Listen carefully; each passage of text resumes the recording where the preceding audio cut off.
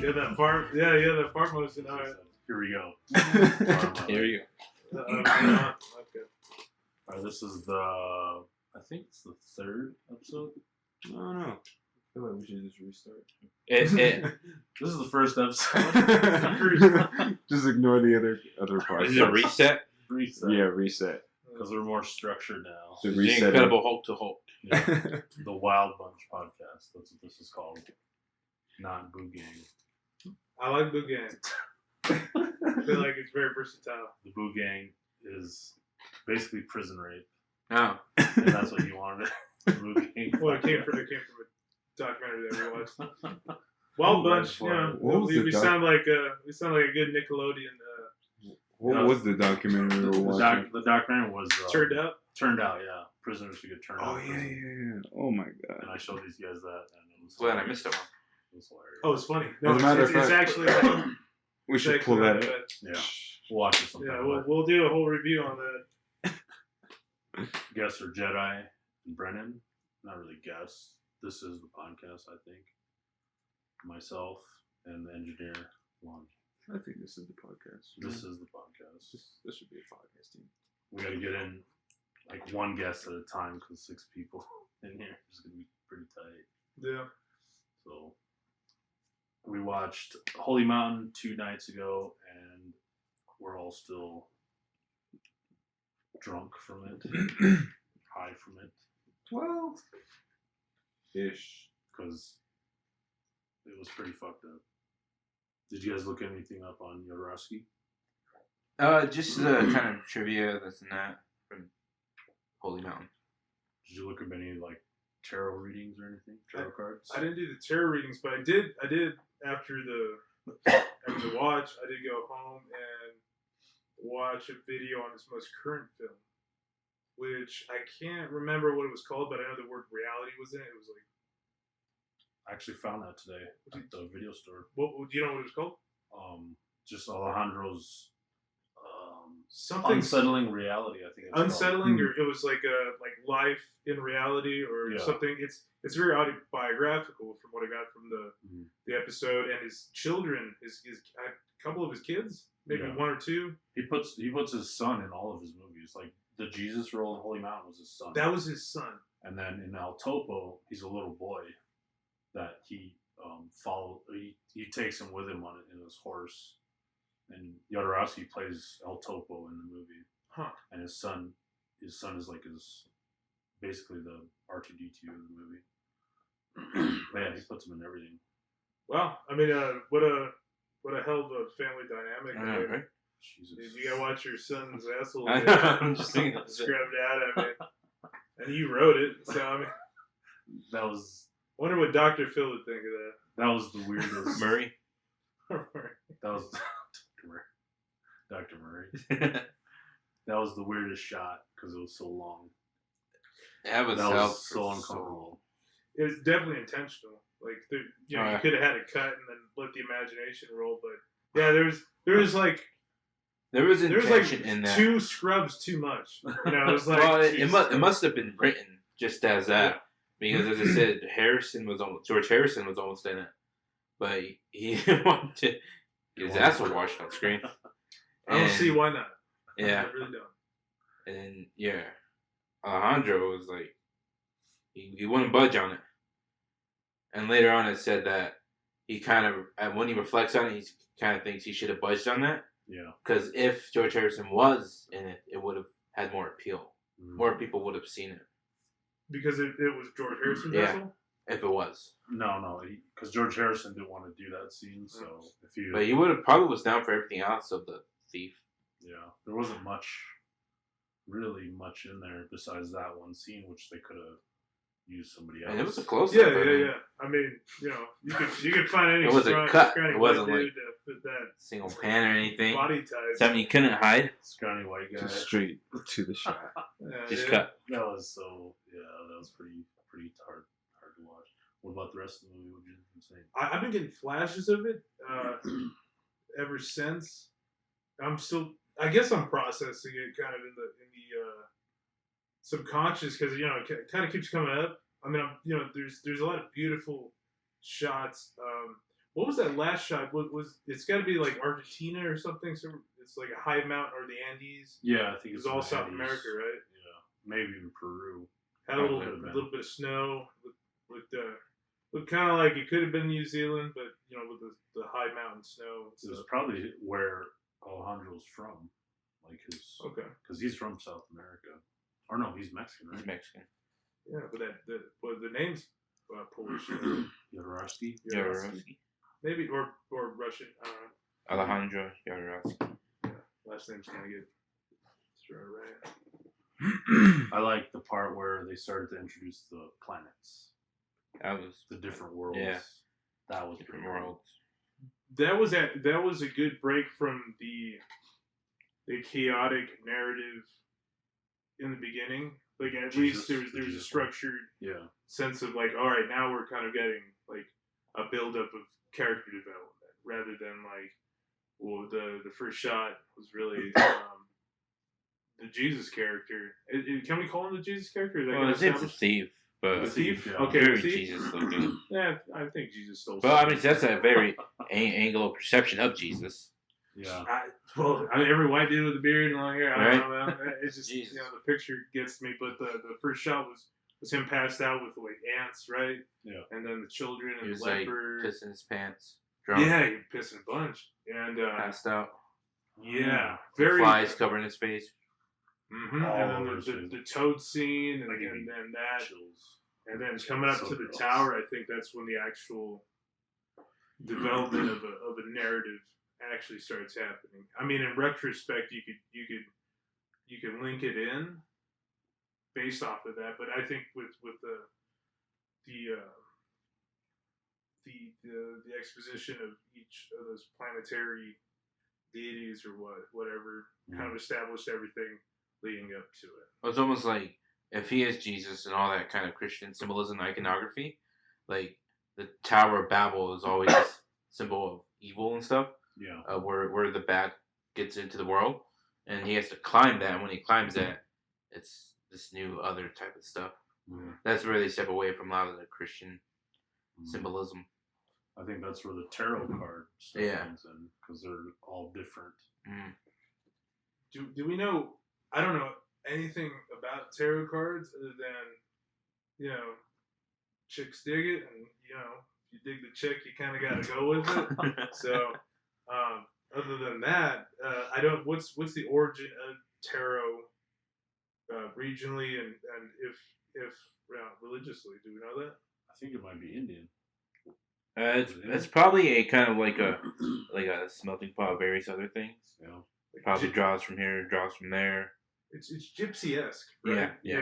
And what I know about gypsies, they did originate from India. Yep. As a And the gypsies themselves are kind of that. It's kind of a hodgepodge of different cultures, kind of blending. Yeah. So, oh man, there's probably so many like interconnection of different religious, like Eastern Europeans have a lot of fables and stuff like that. Yeah. And it'd be interesting to dive into tarot cards, and I think that'd be a whole other podcast if we did our own research and try to make sense of that. I don't know. Have a tarot reading.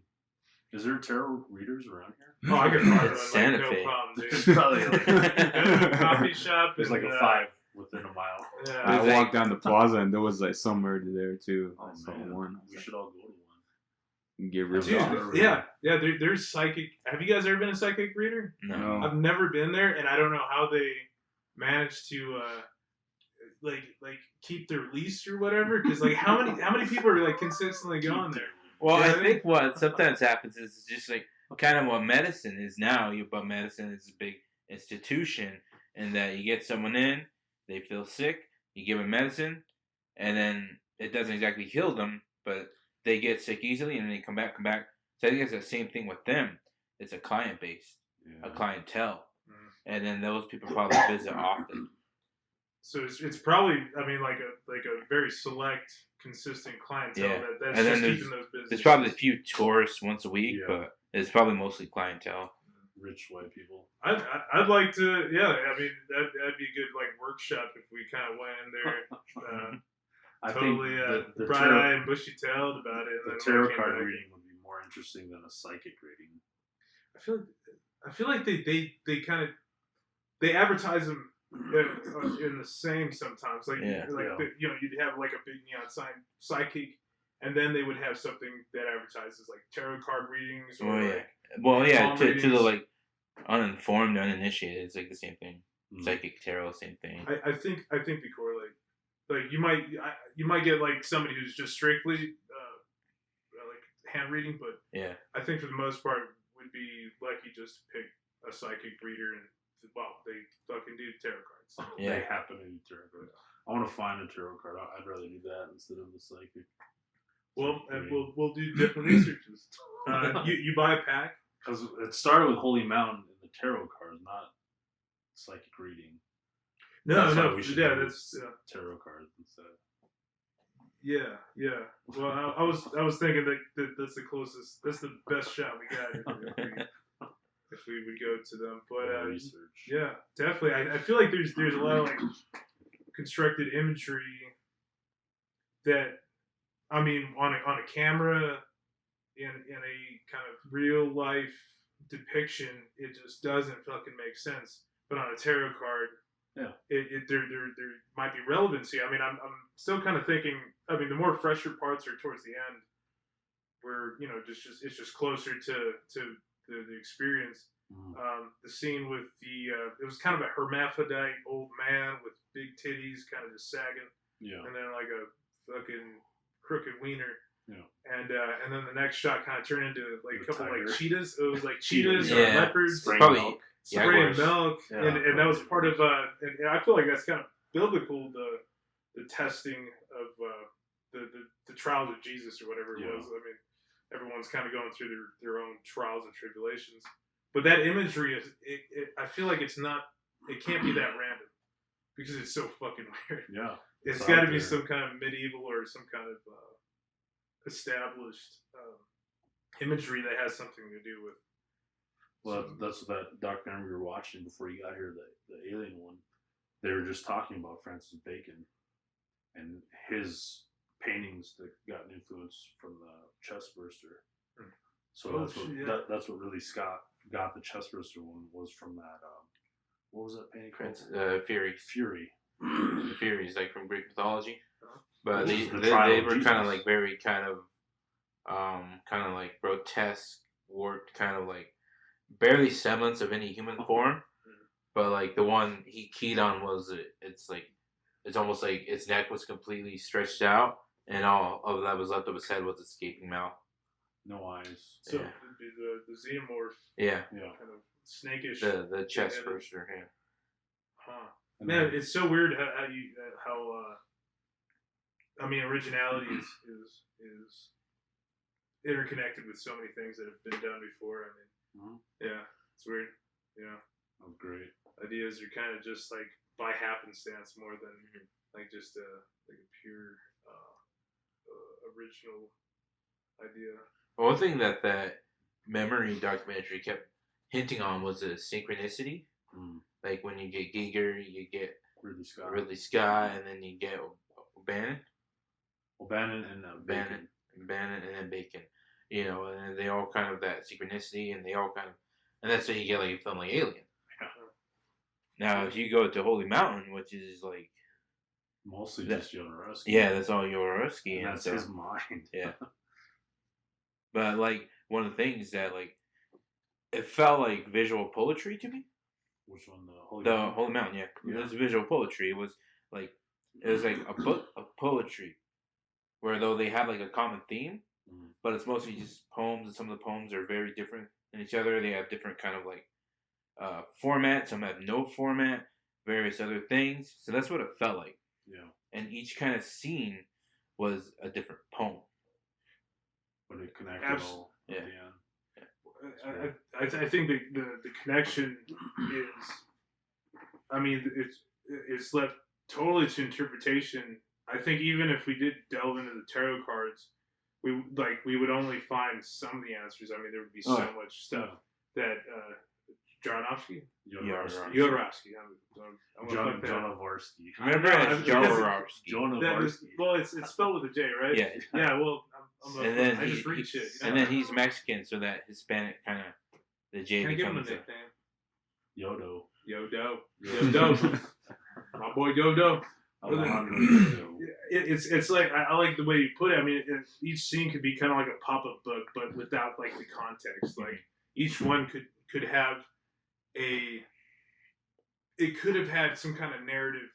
Yeah. That could explain like certain scenes, but the movie itself, you could only think in scenes. I mean, I still kind of think of the one, the Toad scene and the Mayan, I think it was, or the Incan ruins. That whole characterization of what had happened. I don't know. It just seems like it's kind of a depiction of the massacre or whatever. Yeah. That's one scene, and then like the next scene I think was with the thief or the Jesus character kind of getting drunk and then getting molded and then getting replicated. I mean, totally different scenes. Stand alone, you could think of them forever. Yeah. But the you can't connect them. Yeah. Properly. You could try, but I mean, it's very much like you could just think of those scenes. I mean, you could just think of them individually. Well, it's even just how kind of like how they kind of bleed into one another, like as you brought up the kind of Toad and then the kind of conquistador kind of conquest into what would be Mexico, and how it depicted that with the toads and the frogs and this and that, and then they all blew up, blood everywhere, and then it's like the tourist scene where the tourist is all happy to get raped. Cool. Yeah. Yeah. Oh, they were like, yeah, dude, take a picture. And it's just kind of that weird kind of like he was talking about a lot. That he's talking about the past and how he understands what Mexico is. Much of the Americas is blood soaked. And then at the same time, you kind of have like what's happening at that time, still happening. Tourists come in, and that's like exploitation. Yeah, that exploitation. Do you guys? I was kind of curious about. I mean, there were so many animals on set with the toads. Do you think that the toads were used in that explosion, or was there an effect? It's hard to tell. I hope not, but who knows? It does. Who knows? I mean, it was a '70s Mexican film. Toads are kind of expensible, I mean, they're not like a cat. Wasn't there any animals killed on the screen in there? From what I was reading in the trivia, some of the like dead animals or carcasses they took from butcher shops. Oh. So there's a good chance that the frogs nor the lizards, none of them were hurt. Well, the chickens that they gutted and crucified in that scene.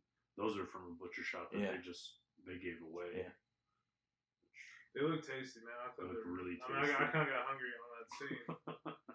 The toad one, I do recall like there's a whole like bloodletting, and the blood in the whole movie is very not realistic. Yeah. It's very jammy. Yeah. Kind of red. That was probably on purpose to differentiate real blood from the toad. So it's like it's fake. Here it is. So it made it extra jellier. Yeah, well, how much fucking blood does a toad have? I mean, because those scenes were like, it looked like a Tarantino toad film. It's like, dude, there's like way more volume of blood per body ratio. It's like, where'd you come up with that? Yeah, there's a lot of blood in those toads. That was the other thing I liked about it was the animals, the hippopotamus, the seagull, everything else. Pelican. Pelican, the tiger. Tiger. Was that the tiger thing when he's walking up the hill? That was a tiger, right? It was a tiger. I can't remember what the tiger was, what it had to do with. I can't remember. I remember there being a tiger, but I can't remember what it was positioned in. Because there was so much kind of. There's imagery throughout, but for some reason the imagery in the first third sticks a little more. Yeah. The kind of imagery in the last third. It's like it's too much on the eyes, and then when you see it at the end, it's kind of like you forgot it. Because it's getting so weird. It's almost like how you find some money. Like trauma. It almost becomes like the whole arc of the film towards the end. The trauma is just kind of like too sporadic, and it's like, all right, I'm not gonna. Yeah, fuck this shit, dude. Let's just end it. Let's just because you feel it kind of come to an end. But yeah, I think the first, and I feel like it's a 1/3 of a movie. Yeah. Throughout, as far as like the first third of the movie. 1, 2, and 3, and yeah, I feel like the beginning is very, because I was so engaged.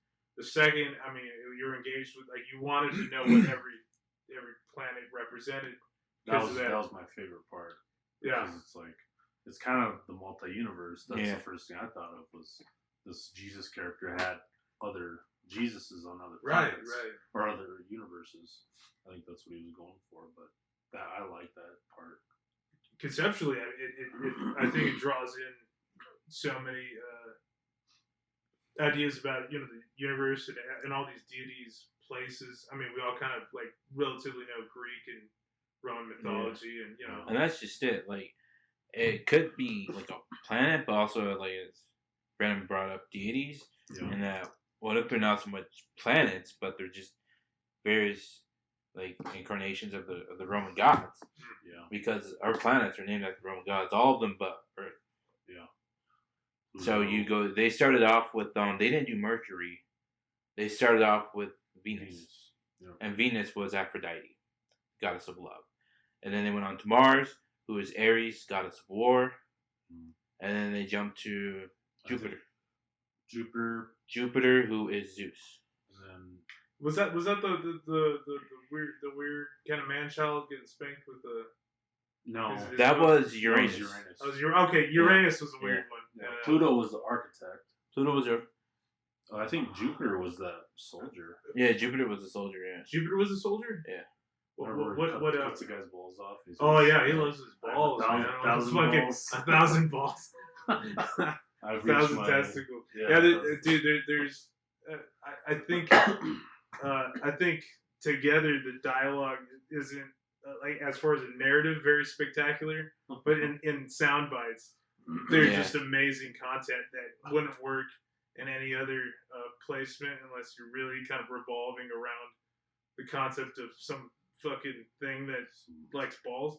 Crazy ass ideas, especially on Mars. Remember the mummified wife? Oh yeah. To get the guy to get his answer, he would put his hand inside of her. Yeah. If it was wet, it was a yes. If it was no, or if it was dry, it was a no. And then she looked so fake. And then he's put his hand it was very in her like face. mannequin-esque. Oh man! And then the woman. Oh, where the hell was that? I forget which planet. Where she's fucking that machine, and then it has a baby. Oh yeah. Oh, that's like the third one. So that would have been. Yeah. I think it was Saturn, wasn't it? That would have been Saturn. No? I don't even remember now, but yeah, because I think that was the third one. Okay. So they went Venus, Mars, and then Saturn or Jupiter, then Saturn. Okay. It wasn't in any chronological order, right? Like. I can't remember my planetary systems, right? So the order it's Mercury, Venus, Earth, Mars, and then the belt, and then Jupiter, Saturn, Uranus, Pluto. 9, right? Pluto's not a planet, but yeah. Pluto's not a planet. Oh, you're part of that gang? Yeah. Did you not watch Rick and Morty? You flat earther too. Yeah, dude. Yeah, right? Fucking conspiracy theory. That was a great movie. Not Oscar material, but not Oscar material. I don't think it's a material that can work for most people, and it's definitely it's like mind gymnastics. Yeah. For those who want to delve into, I mean, we're all kind of weirdos here, right? Well, especially this guy, Lonnie. But but even then, it's like watching a movie like this. You have to second guess your rationality, and you're kind of getting broken into that visual and lack of context thing. A lot of people don't want to venture that far. And I think his first film was a Western, and it was out there for a Western. Really? Way out there. Yeah, I really want to dive into his stuff, yeah. It was really good. It was memorable, and had some pretty graphic scenes. I told Lonnie, I was like, this is more graphic than Holy Mountain. Holy Mountain's had some messed up scenes in there and everything, but El Topo is like more violent, way more violent. It was like if they showed that soldier's whole entire planet, like him going to war, that would be El Topo, basically. It was grounded grounded. into a world rather than being suspended in the surrealism. Yeah, it was a Really Western, and it was the first midnight movie ever, and that garnered the word cult film after it was shown. Really? Because it wasn't a mainstream movie, but it was popular. But it was super popular, and I forget how long it played. It played for months, but it was a midnight movie only. It only played as a midnight movie. I feel like Racerhead was one of those movies too, Yeah. where it wasn't. I mean, it was popular only in the it's super cult. I mean, cult. Those movies. I think of the midnight films, there's probably that one. I don't know, that Pink Flamingo. Pink Flamingos. John Waters. John Waters. Yeah, John Waters. Texas Chainsaw Massacre. That was a midnight movie also. That's a cult movie. Exploitation films, right? That was more. I don't know. I guess it was more Well, horror. Right? Texas Chainsaw would fit that, but probably not the other ones. Where that probably our house, right? I think exploitation falls under more or less a film that basically like a B movie. Yeah. That purposefully pushes boundaries. Right. Like Pink Flamingos. Or the Tromaville stuff. Okay. Trauma, yeah. Trauma, yeah. Toxic Avenger. Toxic stuff. Avenger. Toxic Avenger. Poultrygeist. Yeah, Poultry. Swamp Thing. Yeah. Dude, I feel like Tarantino took a lot from that where, it's like you can't, because the level of blood in Tarantino's film isn't like anatomically correct. But I think the visual where it's like, fuck it, put more blood in there, and let's just let this thing loose. Because I think he did it, especially with Django. He did it because it was such a heavy movie. Yeah, fuck it, yeah. So it's like, all right, we're not gonna have him just shot and then lay there and die for 2 minutes. Yeah. It's got to be a shitload of blood to make it comical. So it kind of breaks it up. Same thing with Inglourious Bastards, which that didn't really have a lot of blood. It didn't have a lot. It was heavily dialogue, but Django. I think you're head on with Django. Mm. That was one of those movies where it was so not a B movie, like production wise, but the level of like extreme blood and like it's like this is like the B movie. It's like if you had like so much money to just take that idea. If Roger Corman had $40 million, right. Yeah, it's exactly what he'd make. Yeah. Then I forget how much that made, but that's his most successful film. Yeah, that did very well. Django? Yeah. And then Once Upon a Time, I think that's reaching up there, like 400 million currently. I have to watch it again. Which one? Did Once Upon a Time in Hollywood beat any ballot in the Oscars? It didn't win anything. It was up for some things. It won Best Supporting Actor, Brad Pitt. With Brad Pitt. Okay, so I do remember that one. The one thing I thought was gonna be a sure bet was Tarantino. Original screenplay. Original screenplay. Like that's kind of his category. Usually when he's nominated. Yeah. Original screenplay went to Jojo Rabbit, right? It went to Bong. Oh, it went to... No, wait, he won that... Went to Parasite. So it went to Parasite. Parasite was nominated in 4 categories. Yeah. And it won all those 4 categories. Director, Best Film, International, and Original Screenplay. Really? Yeah. 4 Oscars. What the fuck did Jojo Rabbit win? Adapted Adapted to Taika. Adapted to what? It was a book. It was a book. Okay. Yeah. All right, then. He got that book when he was a child. Yeah. You know, people are giving shit about that. The fact that Jojo Rabbit got an Oscar because it was adapted in a book that has been adapted for so long. Apparently. What other adaptations? I don't know. That's the one thing I was questioning Well, about. I guess that answers it. I know. Like, what other adaptations? that's what I was The wondering only one too. that matters is Jojo.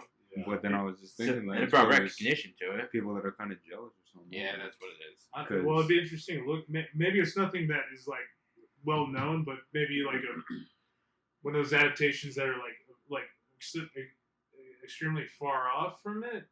You know, I don't know. Well, it's like the Did you look that Tarantino up? detractors, you know? It's like the Tarantino detractors. And, you know, that often they build this kind of animosity towards Tarantino borrowing all these things because they were in love with these things before Tarantino used them. And also when Tarantino uses it, making them cool, you're like, you know, it's like the nerd boy when the big superhero movies are made. You know, it's like, oh, I liked them first, and they got this and this wrong. The comic book. Yeah. Comic book is. Well, And that's probably what's happening with JoJo. Yeah. well, it kind of goes into that the whole like original idea thing. I mean, there's nobody that I think walks into that type of a claim that hasn't borrowed things, that hasn't been inspired. We absorb so much growing up, and then it has to have an effect on what we turn out. Who's the closest original filmmaker? Original, like when? Well, Throughout all cinema, I mean, or like in this current time In period? the current time period. In the time period? Well, like in our decade. Our generation. Because Let's I just- really just want to throw out, just fucking Holy Mountain in there and just be like, I don't think anybody fucking did that. Well, I'd say in history, I guess, I don't know, maybe working today, let's say. Working today, who was the most? Because originally- right now it's so hard to not be original. Yeah. Like back in the day, Alejandro was original, Mhm. but that was in 1976 or whatever, 73. But now it's like it's so much. There's a shit ton. Like who can be original? I think. I don't know, Christopher Nolan. Nolan's pretty great. Yeah, honestly. And he tries hard to not like, Borrow. really borrow or really like kind of. He tries hard to make something feel original, even if it's not. Yeah. He tries hard to make something feel original. I think his concepts are original, but little scenes he'll kind of more homage. Yeah. Like Inception was straight 2001. It's 2001 That and the hallway scene. Yeah. And then, but the whole idea was Okay. original as fuck. Yeah, yeah. And that goes back to his first film, The Fallen, which I love. That's never been done ever before that, and that's why he's got a career he has. Memento. He did Pie? No, that was Aronofsky. Darren Yeah. Aronofsky. yeah, Okay. Which is also another original movie, Yeah. but he hasn't done a whole lot since. yeah. Like I think X is Requiem, I'd give Requiem pretty original. That is, yeah. It's taking something that's like been around and everybody tried their hand on it, but he took it and he made it something. He gave it its whole other life. He made a very depressing movie. That was with- the point. Yeah, Those are yeah. depressing. And well, I mean, and it's been Addiction's foretelling. depressing. Yeah, It's addiction. I mean, that one's so grounded into so many other people's experiences, and I think that's why it's. I think that will go on to be his like most renowned film. I think, But yeah, I think it's, Pie. you think Pie? I think Pie is his baby.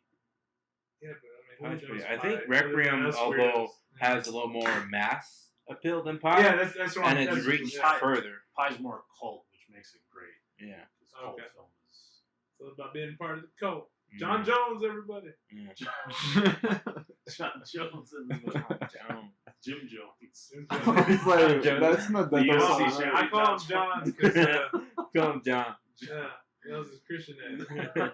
before. You all know him as Jim. I know him as John. Did you ever hear about his upbringing, Jim Jones? Jim Jones. So he's just always kind of been he needs that like affection, Yeah. and so he had this friend, a girl, a neighbor, and then one day I can't remember all the details around it, but one day they're playing, and then she says she has to go home, and he didn't want to go home, so he throws her in this room, closes the door, and doesn't let her out for like hours, and she's pounding on the door. Jim Jones. Jim Jones. Jim, I know Jim. where Or that. John. Or John. Oh, John. John Jones. You know who John Jones is? You Yeah, know Who? yeah, the Kool-Aid guy. Martian Kool-Aid Manhunter. John? What? Comic books. Martian Manhunter. I believe you. Mhm. You don't. Well, everyone knows him as the UFC light heavyweight champion. Oh, John. Yeah, No, dude. no, Okay, no. that's. I had a Freudian slip. Freudian slip. Yeah, I've been watching some UFC for some reason. Forget, Lately? shit. Yeah, for some reason. Yeah. Like what, on your phone or something? Or YouTube, man. I mean, it's a rabbit hole. You like one thing, and it's like, oh shit.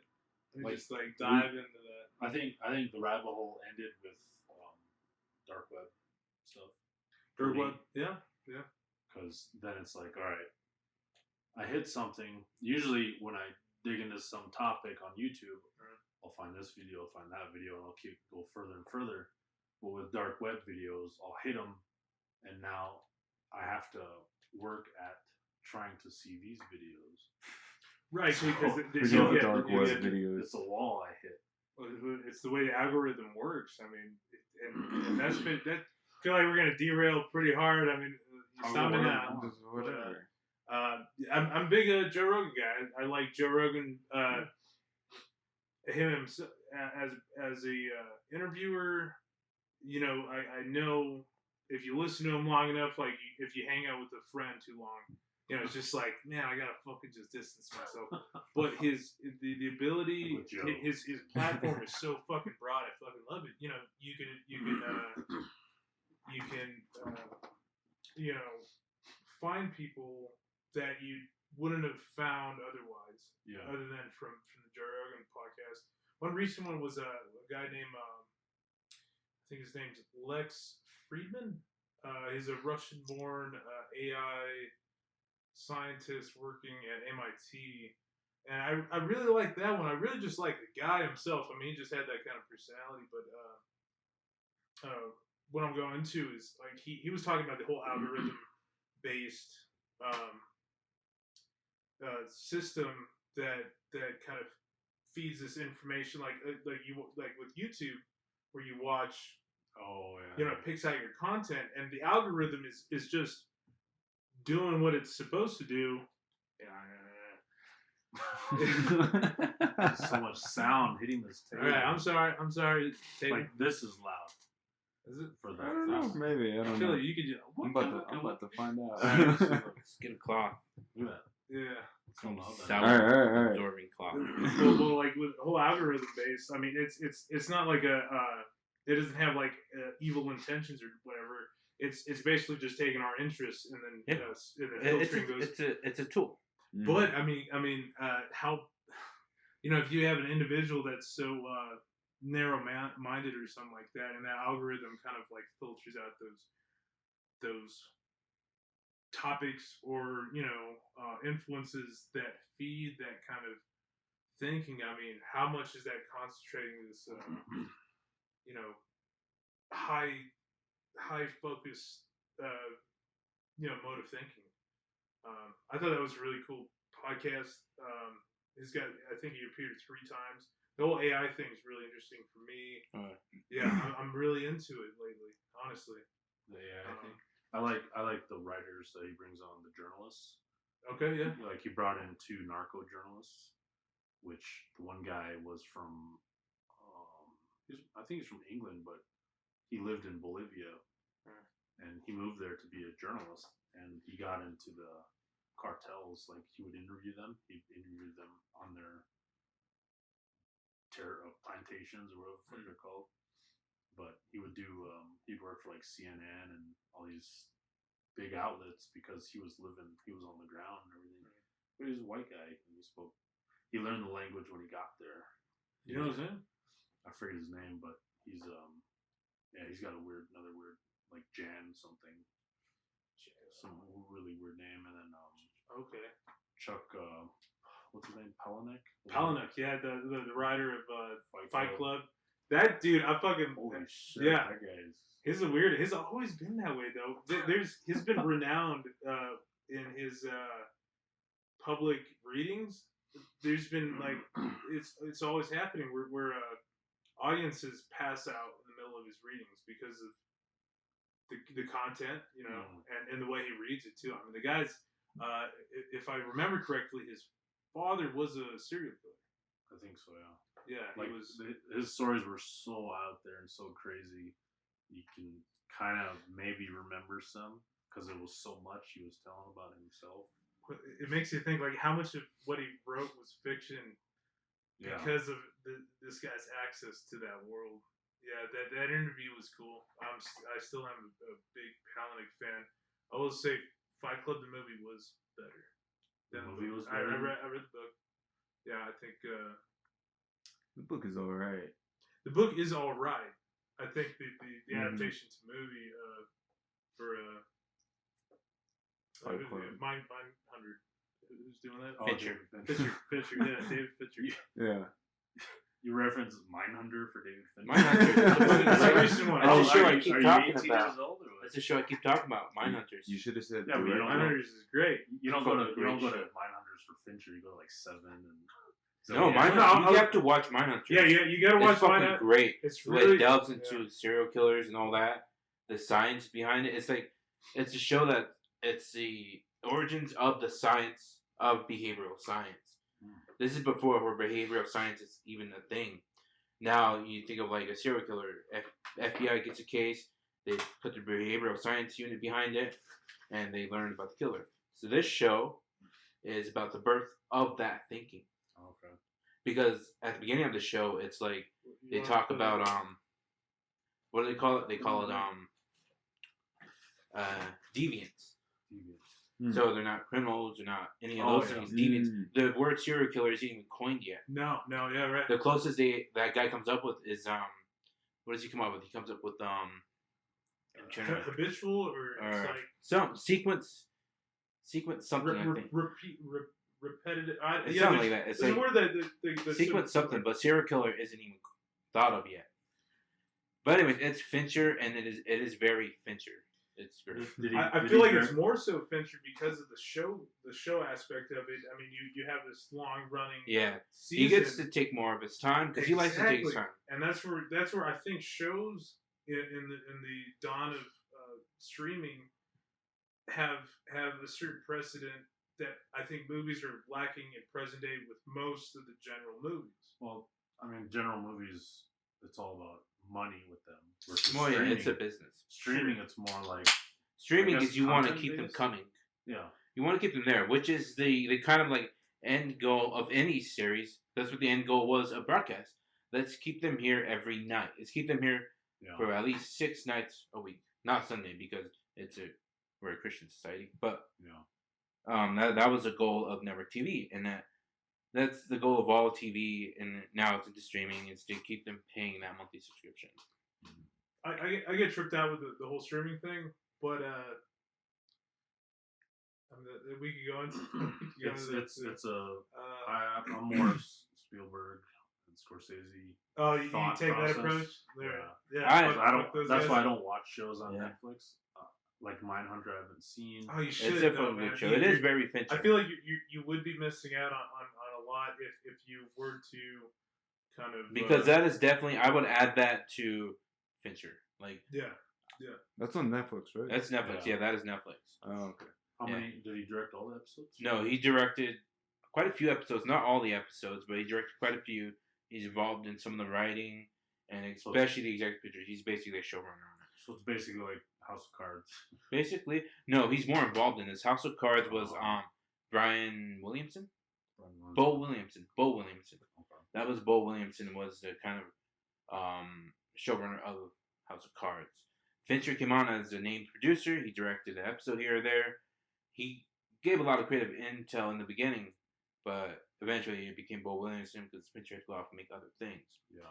Mindhunters for its first 2 seasons, which is all that's out, took up all his time.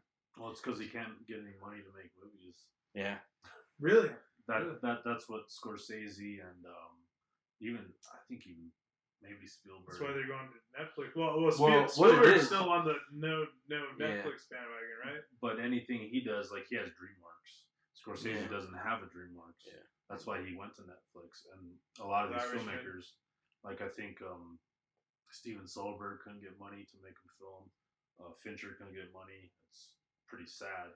That's why I don't like streaming because it But destroys the art. I mean, but but here's the it thing. also I consider like especially entertainment industry, it changes, it morphs. Yeah.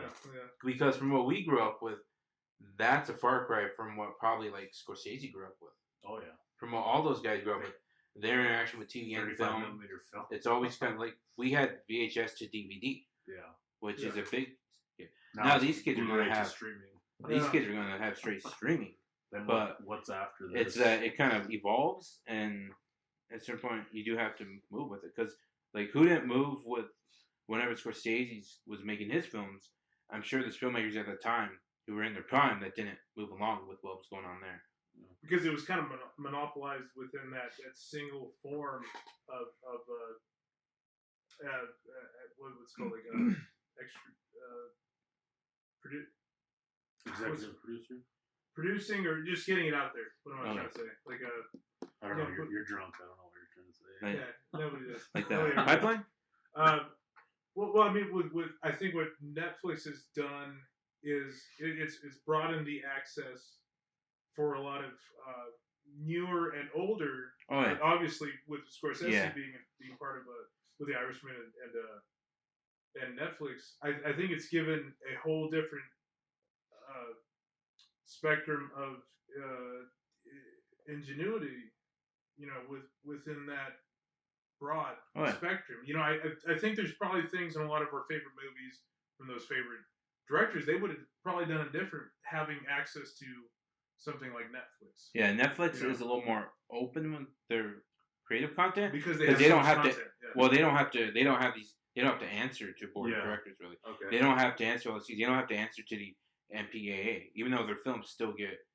They still get the rating, but they don't really go to that. That was one thing I felt good about Scorsese doing Netflix because they gave him full reign. Oh, He said he's never had that kind of freedom. Right. Ever. Yeah. Like, Yeah. well, Exactly, makes man. sense. So hey, get into it, man. Like, Mindhunters it's hard. Although it's hard Fincher's still. not completely into it, the whole arc of that storyline up until season 2, which is probably it's the only thing we got, right? Yeah, that's all we got so far, and Fincher's doing something Still else. So fucking- Netflix is waiting for him. Is So right. they release the actors from the contract. Fincher's doing 20,000 Leagues Under the Yeah, Sea. yeah. No way. Remaking. Oh my. Yeah. God. He's I been know. attached to that several times. Yeah. That Oh. and heavy metal. That makes sense. Oh, Heavy Metal, the fucking cartoon. I think that's Maybe. 20,000 Leagues is more plausible happening than heavy metal. Dude, I want to see another Heavy Metal, dude. Fucking my favorite parody of the Heavy Metal cartoon or animation was the South Park's cat piss sniffing thing with Kenny. Remember that when he was getting far out, dude, and sniffing cat piss? Oh, okay. You guys never? I saw that You episode, sniff but cat I piss? didn't get the Have you done reference. Have you ever done it? Smelled cat piss? Have you huffed it, bro? No, have you? Yeah, dude, Yeah, it's yeah. far out. It's heavy metal. It's far out. God, that's strong. You gotta get a lot of pheromone, man. pheromones. You gotta have that shit like fucking raw. Like right now, I think one of my idols is like in limbo with his current project, and I'm afraid he's gonna fall into the Netflix thing. Is Michael Mann, because he's making a gangster biopic. Hmm. Michael Mann made Heat, Public Enemies, and all these movies, but now he's making one. It's a Chicago mafia movie biopic, but he's having trouble making it because it's been on the shelf for a while. Is it a time period one? I think so, yeah. But it's not 1920s or whatever. It's like in the 80s or 70s maybe. no. Actually, it is. It is in the 40s, 50s because it's the start of the Chicago mafia. I think, Okay. which that was. I think it's pre Al Capone even, which is really interesting. But I think he's having trouble with financing, and him going to Netflix is like dagger to the heart for me. Yeah, it's like sucking the biggest dick, I guess. Yeah. Seeing Michael It's a Mann good there, dick it's like- though. It's like, oh, Dude, just God. do it. Yeah, and Sometime. it's just I mean, that. he did produce Ford v Ferrari. Yeah. recently. I'm not really a car guy, so I'm not. You don't have to be a car Interesting. guy. Yeah. It's not a car movie. Yeah. It's a character. Well, it has it in the Biopic. fucking name. Oh my God! But- It's Shelby Cobra. Yeah. What's his Carol Shelby? Carol Shelby. He's going after the Le Mans. He wants to win the Le Mans race, and he's going after the Ferrari, which the Ferrari, Enzo Ferrari, won like every race of that, and it's groundbreaking to see pretty much a Ford engine beat Enzo Ferrari engine, It's like a Rocky movie. basically. Yeah. I mean they're all fucking. They're all Rocky movies. I think Rocky is a child of the actual Ford v Ferrari race. Oh, really? I would say that Probably. because it's pre-Rocky. Well, I think it happened around the That's same it there. time. So Yeah. it's Well, just- I think Americans we hype it up. We definitely hype it up. When we win, we make a fucking movie about it. Because the Yeah. driver, Carol Shelby was American, but Christian Bale's character wasn't. He was Australian, I think. He was English. Australian. Is it Australian? Either No. Australian or Yeah, I think he was British. Australian. Oh, I looked that up. I have to one look day. it up. Let It me might look be that up British. now. Let's look it But up. it is a great Continue. film, and it's about basically these guys with these odds stacked against them. Mhm. They go to work for the man, which is Ford, Yeah. and they try to. They basically get this job to beat Ferrari, who's like the fucking king, and they have to try to. the Ivan Drago knock them out. of racing. I think when it comes down to, because I mean, there's so much. I mean, given streaming and all that, I mean, there's so much out there that you have to. You almost have to be a cinephile to watch movies nowadays. Yeah, well, so a cinephile tells you to watch something. I guess you gotta watch it. But as a person, as just a regular old fucking creative writer guy, I mean, I'm really interested in like certain stories. I don't know Little interruption. Ken Sure. Miles was British. Ken Miles was British. Is it British? Resume. Ken Miles was British. Okay. Some movies don't captivate me on either the preview or even if I'm just reading the summarization of it. But you want to take chances. You know, I've sometimes fallen in love with a movie and I thought I'd hate it. Yeah. You know, I've definitely stepped into that. Well, But like I said, it's definitely hard to pick and choose movies in this day and age. my you know? my meaning to being a cinephile to watch movies or becoming a cinephile to watch movies, you're gonna know what to watch because you know the directors. The directors, okay. Because you follow I saw Ford v Ferrari, and if I don't know Gavin O'Connor made it, it would be more dark or whatever. James Mangold made it. Handheld. Yeah, it'd be handheld. James Mangold made Walk the Line. So I was like, all right, he's good at biopics, and he's good at kind of a U.S. versus whatever, like a Western, which he made American Yuma. Boy, yeah. They made 310 to Yuma. Mm-hmm. Logan. Logan. He made Logan. Wolverine. But seeing a director a part of something, it's like, oh crap, I'm gonna watch the new James Mangold movie, and then Michael Mann was producer. It's like, if these minds get together and they're a part of something, then that narrows down what to watch. So it's becoming a cinephile. Nowadays, you kind of have to. Well, it's because there's so much. the connoisseur. Yeah. You know, if you're a connoisseur of something, you you're understand aiming for all the people. the that, high shelf. a writer. yeah. The book. You don't pick up a book. You might pick up a book from another author if someone told you about it, or if you read the back and it appeals to you. But if it's an author you like, you're picking that book up. If the zeitgeist is telling you need to read this to be part of it, yeah, it kind of narrows it down. I even whenever I was reading comic books, connoisseur, I knew which authors I liked. I didn't really go for artists. Every now and then I like this artist. So I'll get this you're book. more of a story. Yeah, I'd go for the writer. Okay. Yeah. Rather, I mean, artistry was secondary. Yeah. So- Who I really liked was he was in Marvel whenever I first got into him, but his independent stuff at Image was really great. Was Jonathan Hickman. He kind of finished out all of the Marvel universe before reset in 2015. But his Avengers, basically he wrote he had two Avengers comic going, two different titles, but they would always bounce off each other. And it's pretty great once he got into sync and unison, and basically someone was starting in this comic and then finishing this comic the week later, and they bounced back and forth, and it told us huge story about the ending of the universes, and it was great. Hickman's a great kind of world builder and world ender.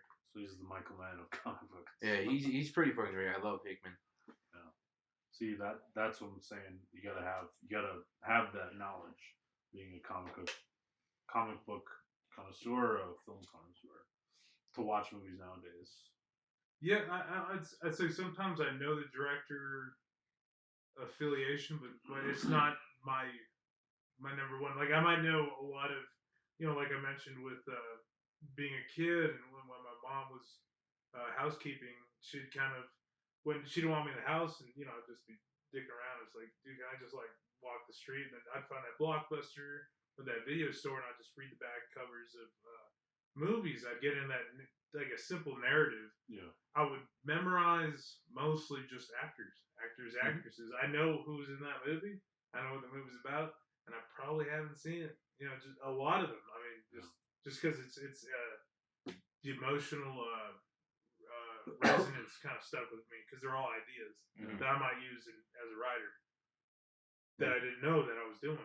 But good actors do that also with choosing products, shooting films. Well, I saw that Irishman. I was like, man, this is like a fucking like an alum. This is like VFW just fucking make a movie. Yeah, I mean, who wouldn't want to be in a Scorsese movie?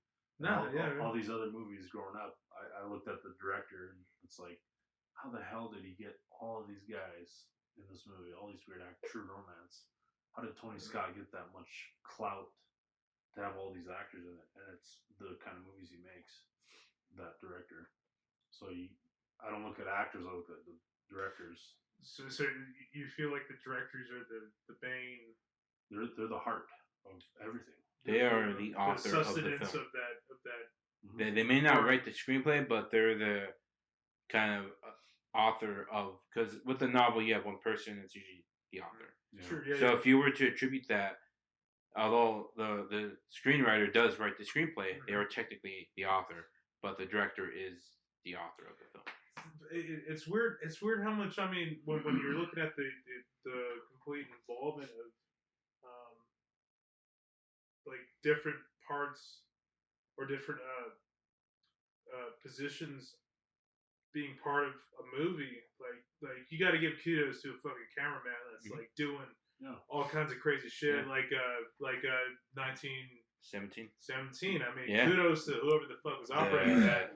That was so that there's another umbrella over kind of camera and lighting, and that's the director of photography, editing, cinematographer. And so, like with films, especially films of that size, there's a lot of people who go into all this stuff, and it is a business at the end of the day, unfortunately. Yeah. So, in order to make sure that this product looks the best it could look, and if they can make it look really great, they can sell it. It doesn't have to be great, but if it looks great, they can sell it. It's like it's like the Alien documentary when we mentioned Giger, Ridley Scott, Dan O'Bannon, and then Francis Bacon. Everything coming together. 1917 did the same thing with Roger Deakins and Sam Mendes and who else was in there? They didn't have much acters, but they did not have their idea what they were gonna do was so big. It was, what a back. I'm still thinking of that. I'm still thinking about that movie. I'm so glad it won a best cinematography and sound. And sound mixing, because sound mixing includes on location mixing. As much, and I haven't watched Joker, but I did watch Parasite and I did watch 1917. I haven't watched Jojo Rabbit either, but I am glad. I mean, it'd be hard to, if I did watch all of those to really kind of juggle it. But between those, Parasite I think earned what it did. And I feel like it would have been a shame if 1917 didn't get any recognition. Yeah. Because it was very it was groundbreaking. I think it was a groundbreaking movie. Roger Deakins had that locked in. Mm-hmm. Even if Jaron Blaskets or whatever his name is for the Lighthouse, he was there. Yeah. He was in contention too. What was he? Lighthouse is a cinematographer. Cinematographer? He did the Lighthouse? Yeah. So this other guy... wait, the fucking Lighthouse wasn't even in anything. It was nominated for cinematography. Oh, fuck that, dude. Dude, fucking goddamn Willem Dafoe's acting. Holy shit. Okay, now I'm mad. I thought he was in, as soon as I saw the trailer, I was like, this is his first Oscar. Here it is. It's over. It's over. Dude, I haven't seen Joker, so it's hard to compare. But William Dafoe wasn't William Dafoe in that movie. That's the scariest. If he was nominated, he would have been up against Brad Pitt because it was supporting actor. Supporting it. Robert Pattinson was the lead. He was the. Did he win? No, he wasn't nominated. Lighthouse didn't win anything. It was only nominated. It was only nominated for cinematography. Just for cinematography. So in other words, the look. The look was fucking awesome. It was.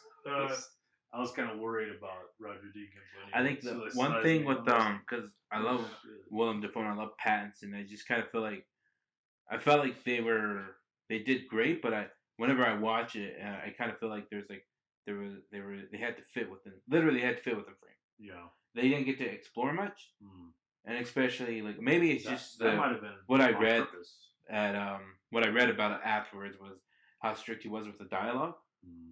I just know that right there just kind of like can feel like it's almost like over directing. Yeah. Which I mean, it's great. They were amazing. I think you're right. I think it was specific. Yeah. It was supposed to be tight shots. Oh, it was supposed to because it was. But I'm just saying, like performance wise, there's two characters. Performance wise, it felt like they were kind of like they were. I didn't feel like they didn't really get to breathe their kind of own kind of like because a lot of like what Joaquin got to do with the Joker. He got to do so many kind of like little cadences and all that into his kind of his Arthur Fleck. Yeah. But a lot of critics said that movie was over directed. Cinematography wise and sound and soundtrack, all that it was. But I feel like he did let Joaquin Phoenix do a lot. I mean, you have to. Definitely, yeah. You get an actor that caliber, it's like do whatever you want. Well, Joaquin is an impressive. That's what I do with you. Person. Am I Joaquin? When you're on set, I'll be like, "Yeah, Brendan, do whatever you want." No, you yelled at me a bunch. I yelled at you did. a bunch because you were taking the story this way when it was supposed to go this way. That's my brain, man. This is my brain. It's not myself. It's my brain. I told Star and Eric that, like, because Star asked me that. He's like, "How do you go by the script or are you solid on the script?" I'm like, "No, but if you're gonna do something, make sure it follows this track. Do whatever you want as long as you're on this track. Don't go way over here because it's gonna throw everything off. It's gonna take away from the narrative."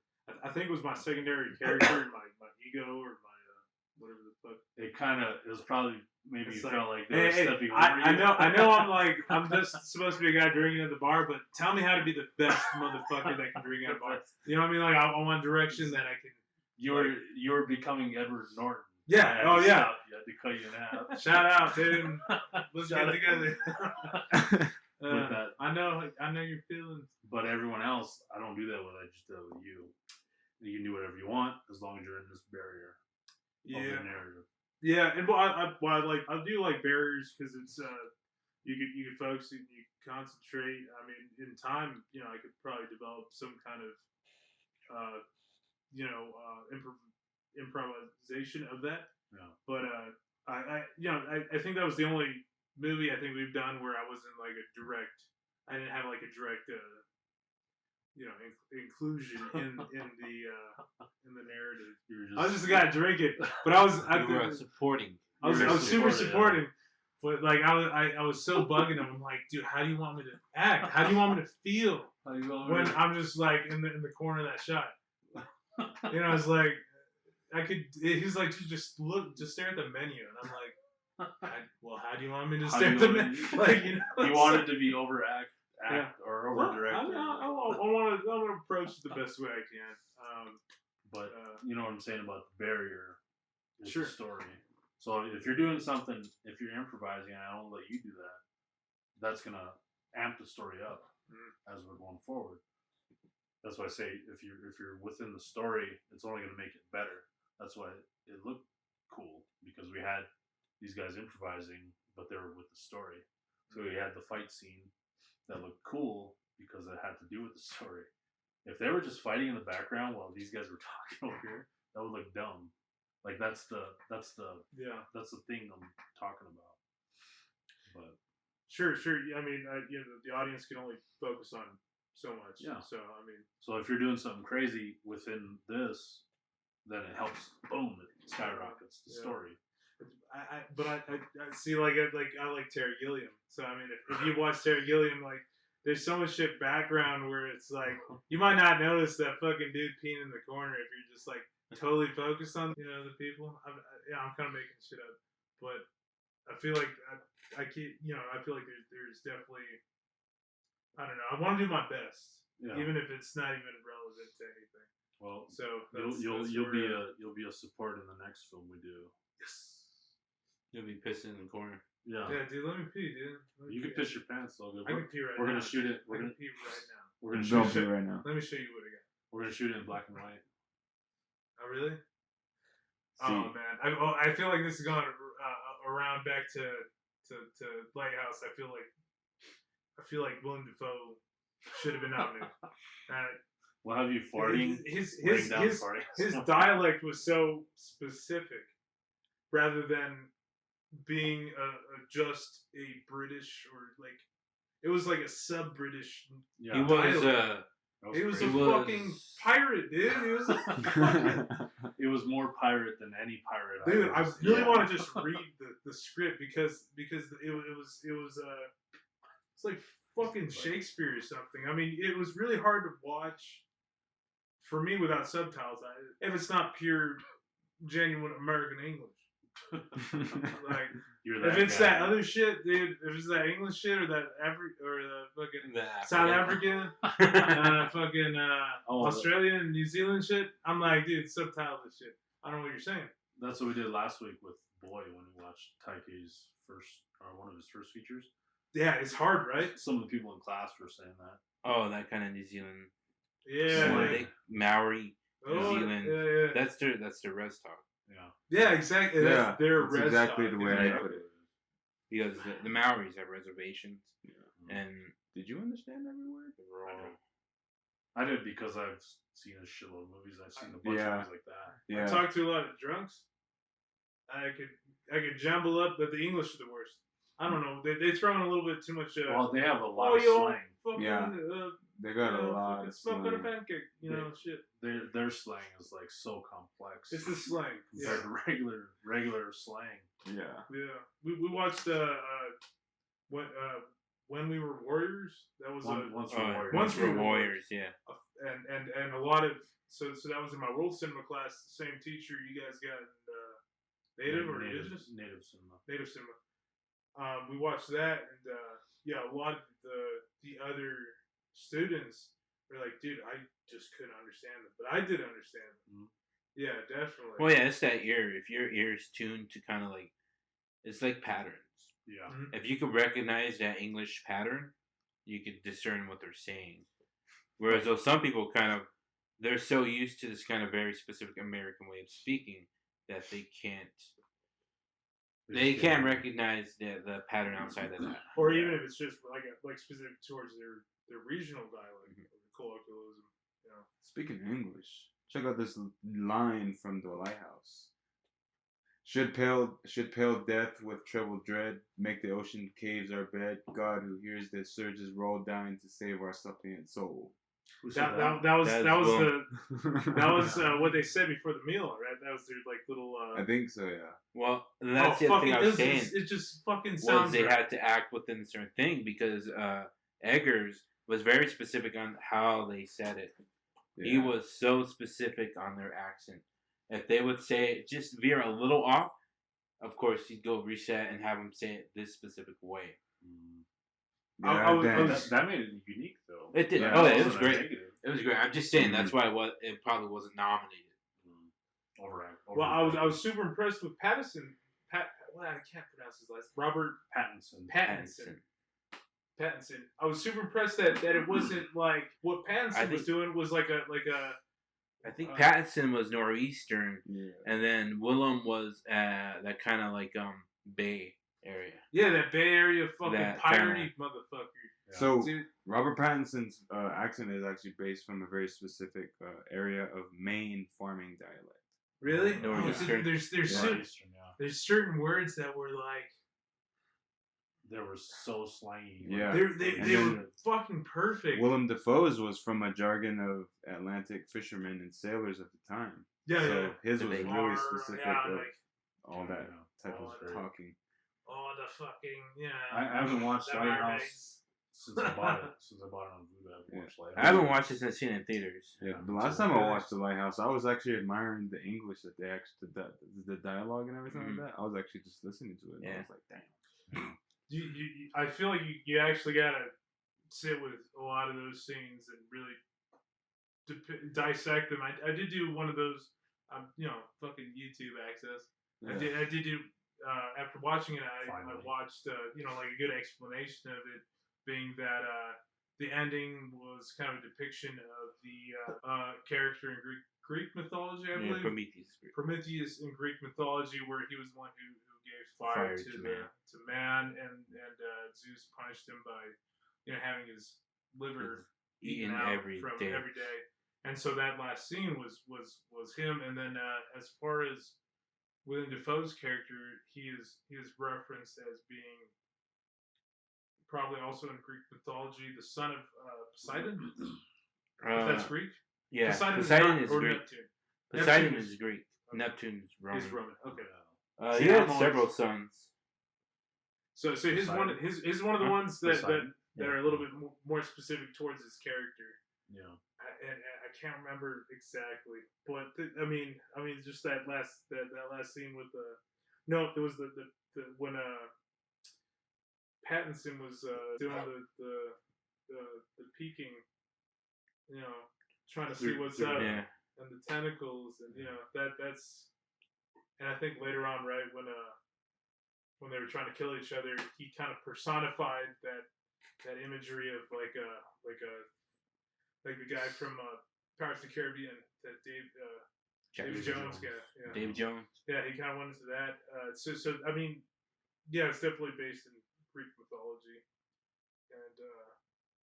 and it came from actual stories from fishermen. there was so. yeah. This story was actually very loosely based on a real life tragedy in 1801 called the Smalls Lighthouse Tragedy, in which two Welsh lighthouse keepers, both named Thomas, became trapped on their lighthouse station during a storm. When one man died, it was said to have driven the other mad. Other influences were seafaring literary classics by Herman Melville and Robert Louis Stevenson, and supernaturally tinged comic horror tales of H.P. Lovecraft, as well as Algernon Blackwood. Yeah, the Lovecrafting was obviously the tentacles, the sea, because I always remember this imagery. I think it was in one of his shorts, and it's his writer, he's writing, and then he falls asleep, and he keeps hearing a knock on the door, and then at one point he falls asleep, and then he wakes up, and he sees the old gods, but he's on this little rock in the middle of the ocean, and the waves are just like, they go up, they practically touch the sky, and there's just you kind of see silhouettes of these old gods, and they have tentacles and everything. This isn't from the Lighthouse. You're talking about. That's Lovecraft. Lovecraft. That's one of his shorts. It's a great short. Oh shit! But also, like At the Mountains of Madness, which was referenced in the Alien documentary, and that it's about this guy who it's kind of hard to read at the beginning because it's all scientific in the beginning. It's been like an actual report, but basically they go to this mountain. It's scientific exploration. They find these old creatures in there. They find out it was like it's kind of this older, kind of otherworldly kind of civilization there. But then the lead character kind of starts to go a little crazy throughout it. Yeah. What was the title? At the Mountains of Madness. At the Mountains of Madness. I think I watched a Thug Notes on that. Yeah. Remember Thug Notes? It's I don't know what that is. Some black guy talks about Thug Notes. Great literature. But he breaks it down. At Mountain Madness. Come back, dude, because he hasn't done anything in a while. But I think I remember that it was like in Antarctica. Yeah, and he comes back and it's just like the horror. Yep, exactly. Yeah. Okay, I kind of remember that. That's what they talk about in the Alien documentary. Well, I mean, Lovecraft was Lovecraft there, and then I don't know what Lovecraft, where he got all that from. He probably got that from like drugs. Yeah. But the only Melville I really know of is Moby Dick. Yeah. What are you doing? I don't know. Go that What's way. the best option? That way. Only way. Lonnie was there. I don't know. Piss on my fucking dirty clothes or what? Well, I mean, go. It's like, Red, hand me a cup. He was walking around and was like, oh, I'm pissed behind your chair. That was great. But it's interesting though. No seagulls were harmed during that film. That's how it is nowadays. Can you hear him on that? I don't know. Wait.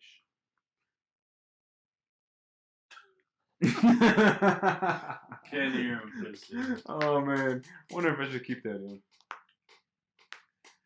I don't know. Maybe not. I don't know. Because it's dead air, basically. Well, when I listen to it, I mean, I could see if you can actually hear it, and if we can actually hear it, then maybe I'll keep it in there. So we'll see. We need to watch Chunking Express sometime.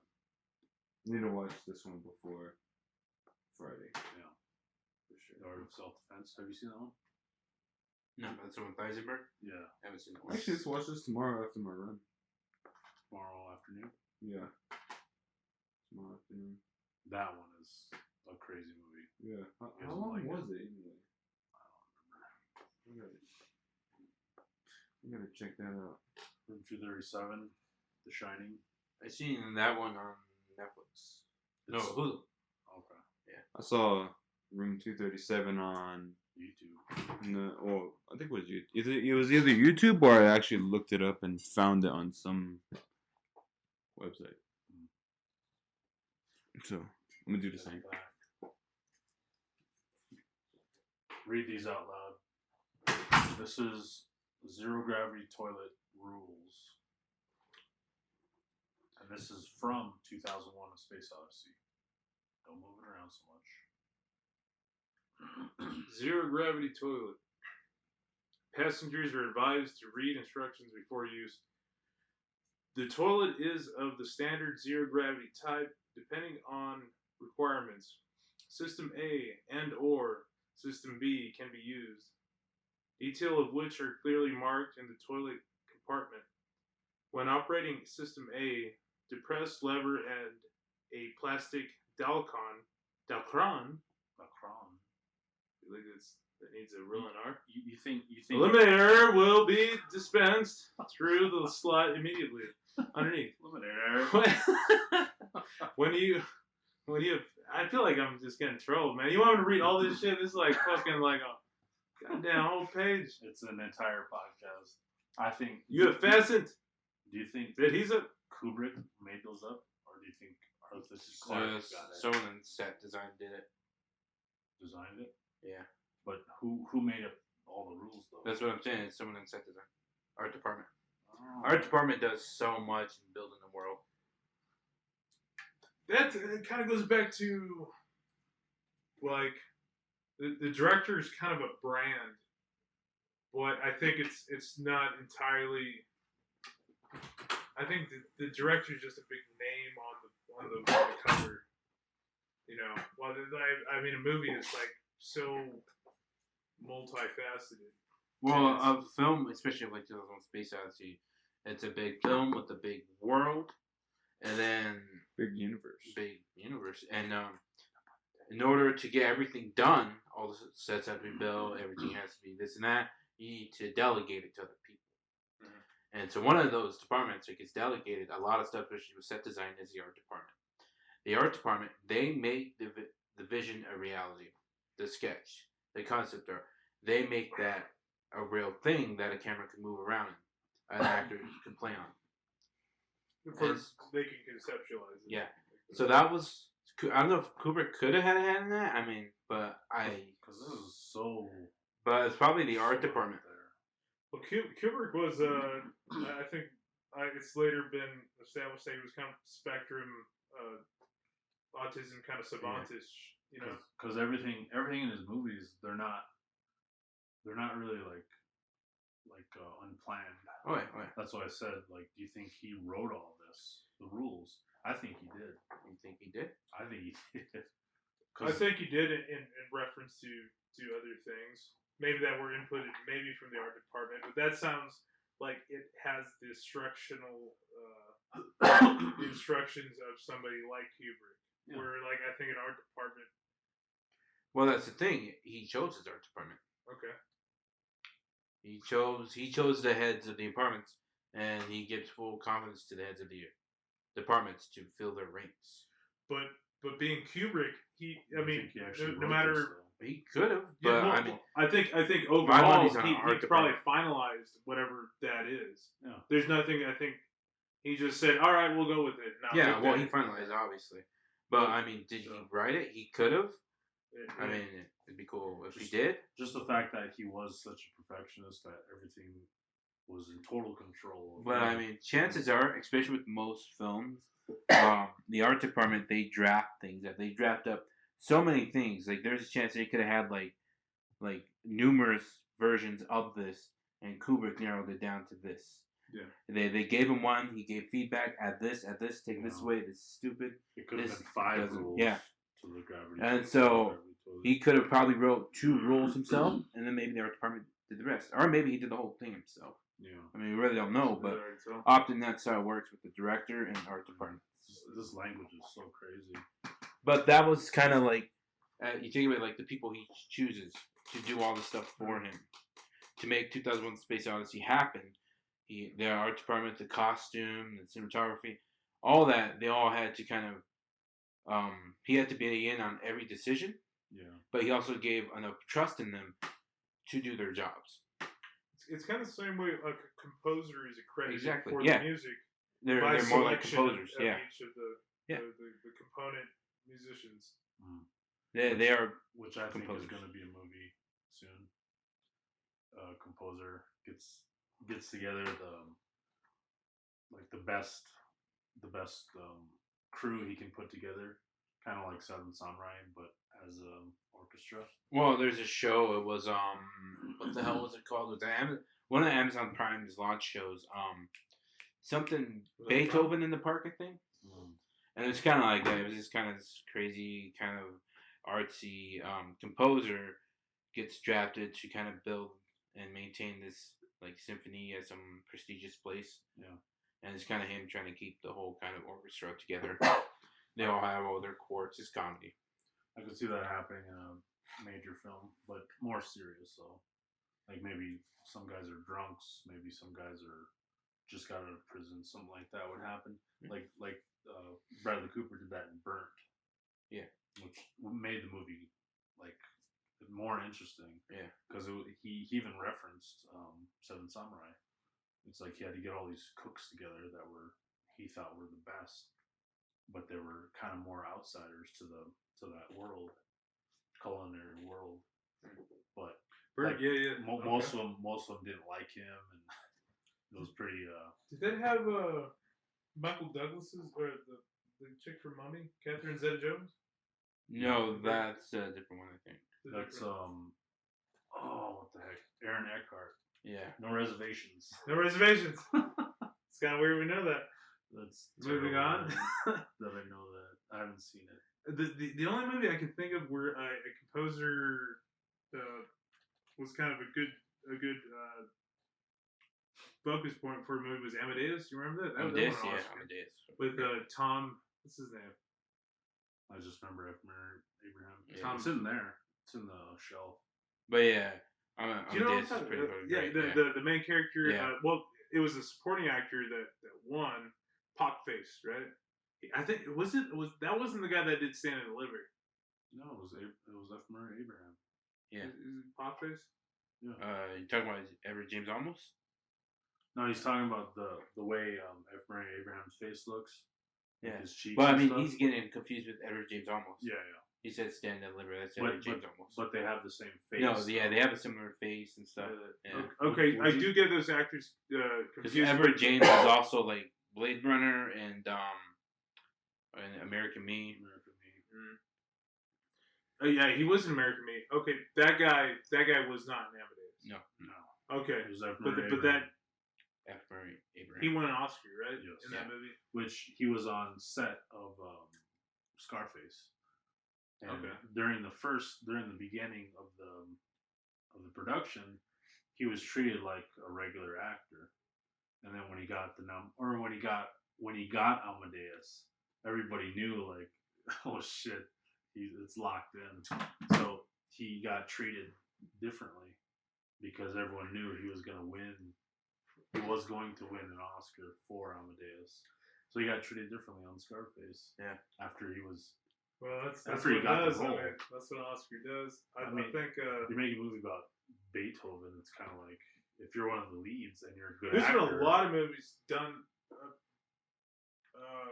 in reference to Beethoven's life that aren't good movies. I mean, I don't even know any besides Amadeus. There's a couple that I just saw previews that I've probably read the back of, but they're not. Nobody talks about them, and I can't remember them. I think one had to do with Nietzsche. Friedrich Nietzsche. Yeah, I don't know why. In an Amadeus or in a Beethoven film. The crossover, maybe. Anyways, weren't they in the same? They were in the same timeline. Timeline. I don't think they were. Really? Yeah, I think I'm making shit up right now. But about the whole orchestra.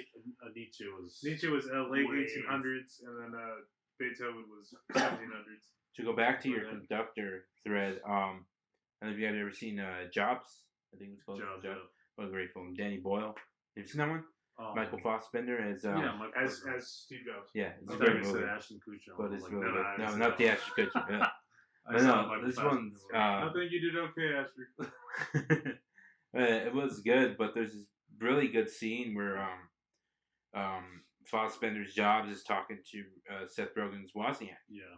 And he's talking. They're in this kind of room where there's a bunch of instruments and stuff, and this directed for a big press release, and he's talking about like the conductor, and that Wozniak built the machine. Yeah, he built the first two Apples. He did all the engineering, all the tech, but he relates it to the conductor, and the conductor, they don't necessarily play the music, but they orchestrate it.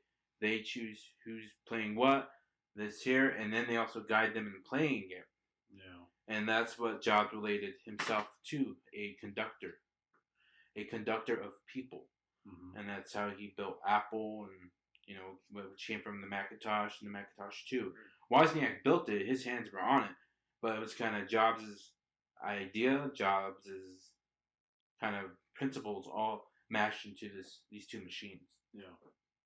How to makes sense. How to put it together, how to present it. Yeah. And also the presentation is a big thing, too. That's yeah. I mean, I think that it all kind of circles back to directing. And for a long time I didn't know what a fucking music producer did. Yeah. Until I really started listening to music, and it's like you got all the musicians, but it really does take some work to take all that sound and mix it in, and to get it right, and to orchestrate how that album will sound, and so I appreciate albums big time. I really love, and as far as directing goes, I feel like it's mimicked in that. But do you guys ever think that there will ever be a time and place for not a direct? I feel like some screenplay writers have achieved what directors have achieved. People like Andy Kaufman, or not Andy Kaufman, but Charlie Kaufman. That is two different Kaufmans. Yeah. Way too different. I mean, Kaufman was he was a great writer, seminal writer. Yeah. But he would go on to direct his own stuff. Yeah. He did. Yeah. That's go on to it. That's the way Hollywood is. If you're not the director, then you're not at the top. The screenwriters are better treated. Like back in the day, they were treated really shittily. Shittily. But if you're not a director, it's kind of like you're the grip to what? Yeah. You might as well be a PA. It's like. But yeah, I mean, there's some screenwriters that I love that I put above most directors.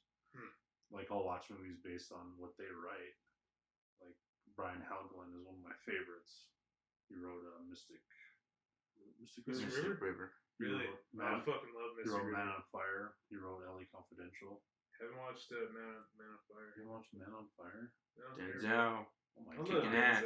Tony I watched Scott. John Q. It's better than John Q. I did like It's John way Q. better than It's John way Q. better. My Okay. screenplay is based kind of on John Q. That I'm Okay. writing this Yeah. semester. Okay. I like that. You'll I like it. that. John Q. I'll let you read it as I'm writing it.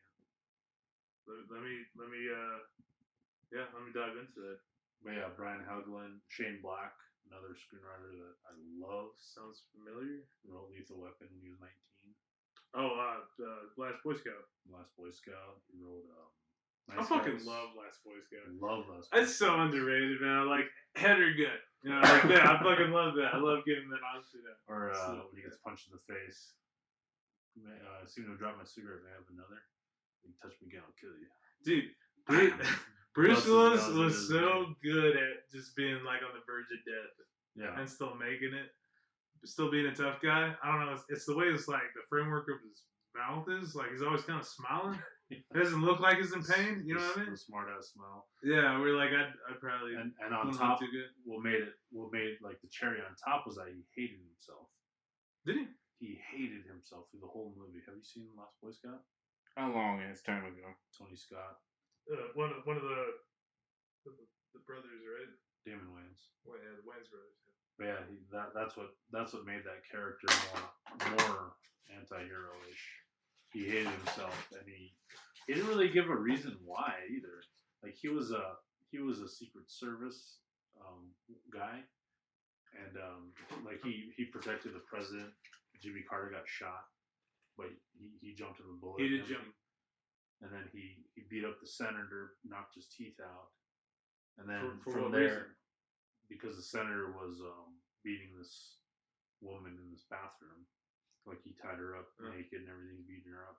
So Bruce Willis comes in and hits him once and knocks out 4 of his teeth.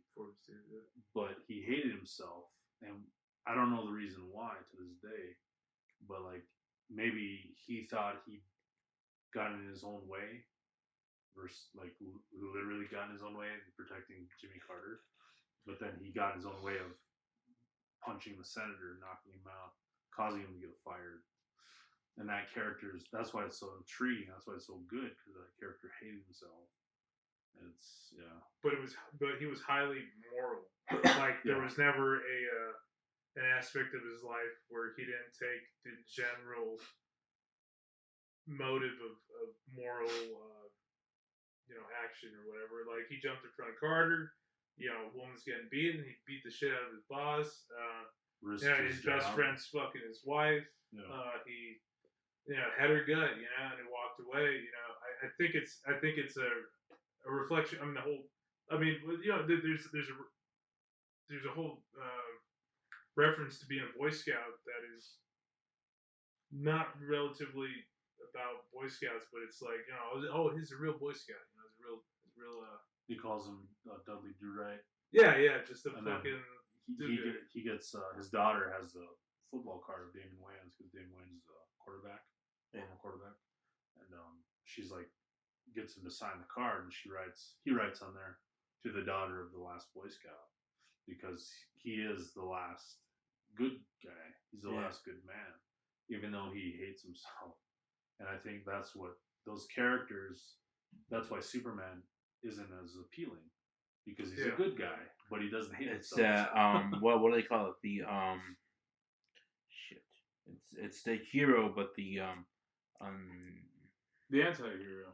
No, not so much the anti-hero. The hero who doesn't want the job but will do it. Reluctantly. The reluctant hero. Yeah. And that's what Bruce Willis was. Yeah. And there's an archetype. Right? Yeah. I think that's every Bruce Willis movie, because he's like that Die Oh, Hard. fucking Die Hard, yeah.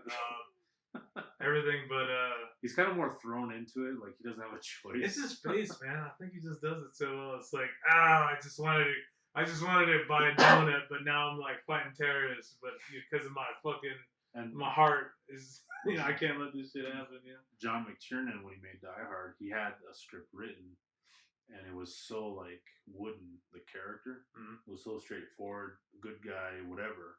And then when he met Bruce Willis, he's like, all right, we need to rewrite the script, because he sensed that about Bruce Willis being like a smart ass comedian. He's like, all right, we're gonna write more, and then Yippee-ki-yay motherfucker was in it. and that right there, instant superstar with that movie. Yeah, that was his big. It was huge. I saw that in a documentary recently. I mean, it's on Netflix. The movies that made us. Movies that made us.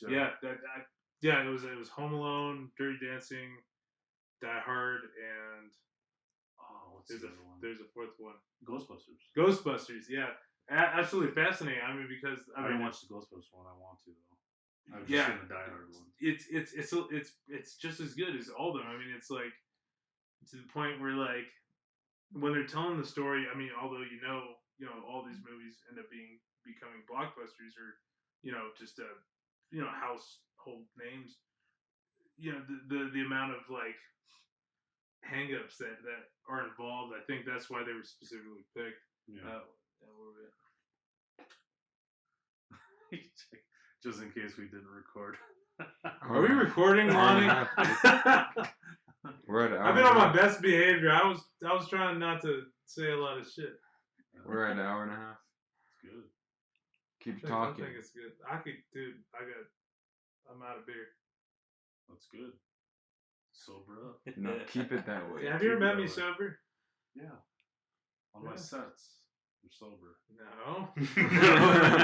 What? He goes on your sets, freaking like takes like what 10 shots. Yeah, I've major social anxiety. For Abyss, were you sober for that? For which one? He was Abyss not. Looks Back. With the shootout, the slow motion shootout in the casinos. You were sober for that. I was hungover. Okay, hungover. But Random. what about for this last one? Were you sober? No, for I was drinking for the Willie Hutch. that? Willie Hutch, yeah. Oh no, I was drinking a bunch before you guys got there. Yeah. Oh yeah, you were there. Yeah, you were there way before us. You fuck. Yeah. But I was so excited to play that movie because it was at the bar. But, well, we're shooting there again, but in the daytime. In the daytime, All my favorite people are during the daytime. I think what she gives There's me nobody. 10 to 5, I believe. Okay. So Was Barbie Barbie. doing the bridge? Yeah. Or are we doing the beer hall? The bridge. We Bridge? can't shoot in the beard hall. I don't know why. She's like, I was planning on that, It's a little but too neo. she's like, we're not allowed to shoot in there, but in the bridge, you guys can do whatever you want. We'll work it out, man. I've been thinking. Have you been? Yeah, okay. So you've been in a beer hall. I mean, there's that like glass. That glass back towards the bar. You can see the whole warehouse. Oh backing, yeah. where they store all the beer cans. And I've been down there once. Every time I go in there, I go upstairs because I play poker up there. And I was gonna shoot in that small room. the small room. The though. small room That was small room was nice. It's pretty good. It's slick, dude, and it's almost timepiece. Yeah. Like, I mean, if you just dress people up, you can kind of get away with, making it look like a weird Western dive bar. The bridge. I'm gonna shoot upstairs. You can get some fucking killer angles, dude. That whole fucking balcony is just set up for it. Yeah. It's pretty. I mean, it's pretty tight up there. I mean, we'll have because it's Star, Hoyt, and Suni. They're gonna be. Have I told you the story yet? Is this isn't the door-to-door salesman one, is it? No. It's about Not the this- bank robbery. No. Not the. The one you've been talking about. Go on. It's about these guys who are Hoyt, and Suni. They're trying to make a deal over turf or drugs or something. Drug turf, we'll just say. And Star is the facilitator of it. And Suni's going to speak only Peruvian. He doesn't understand any language except that. That's And, awesome. And Hoyt only speaks Hopi. He doesn't understand any English either. Oh shit. So Star is going to speak both to each other. He's gonna interpret both, but at the same time, he's kind of a sleazy guy. So he's not gonna interpret it. Well, he's not gonna interpret the whole thing. Like he'll say like, verbatim. yeah, we'll get I'll let you deal if I get 60%, and then he's gonna tell Hoyt, yeah, he's gonna deal. He's at 40%, so he's gonna cut 20 from himself. So would you be double subtitling that so that the audience knows like the actual? I'm gonna separate it with colors. With colors, that's awesome. So that's Hoyt awesome. Hoyt will be white with Hopi, and then the Peruvian will come in yellow. would you be using a? Because I know we were talking about this after getting in the whole Ren guy Neon Demon. But if you're using like contrast colors I mean, it's within those subtitles, or it's gonna be black and white. Yeah. So it's all contrast. Yeah. That's the most contrasting thing. Just look at our political terms. Oh my God, SJ over here. But yeah, I'm a very great and colorful mocha. That's the story, and Suni's character. I described him, and I lucked out the way I described him. I described him as because he's from Peru, and he's a part of the Shining Path, which that's what the film was called, the Shining Path. Do you know about the Shining Path? No, but you're saying that that's what Peruvian. He's basically a part of the South American Taliban.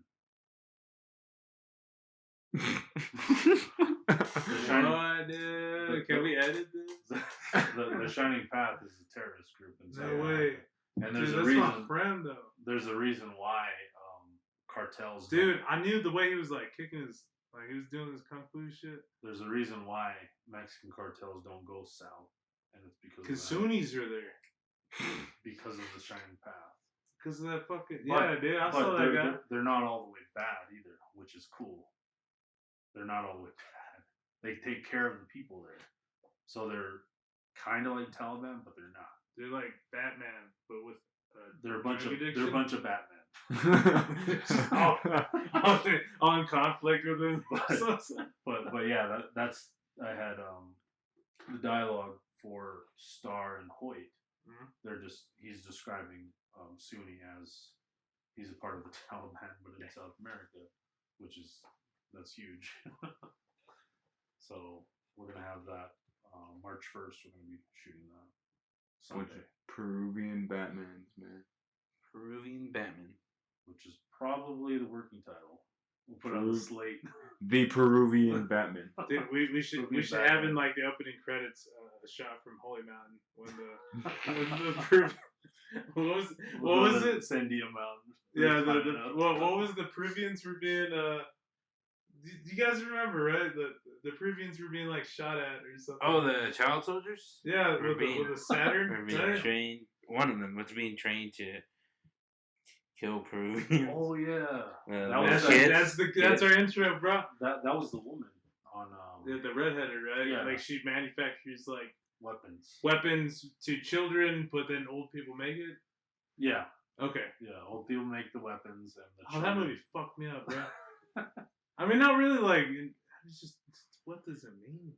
Yeah. I just want meaning in life. You know what I mean, Lonnie? Well, I looked up the tarot cards. The tarot cards are pretty interesting.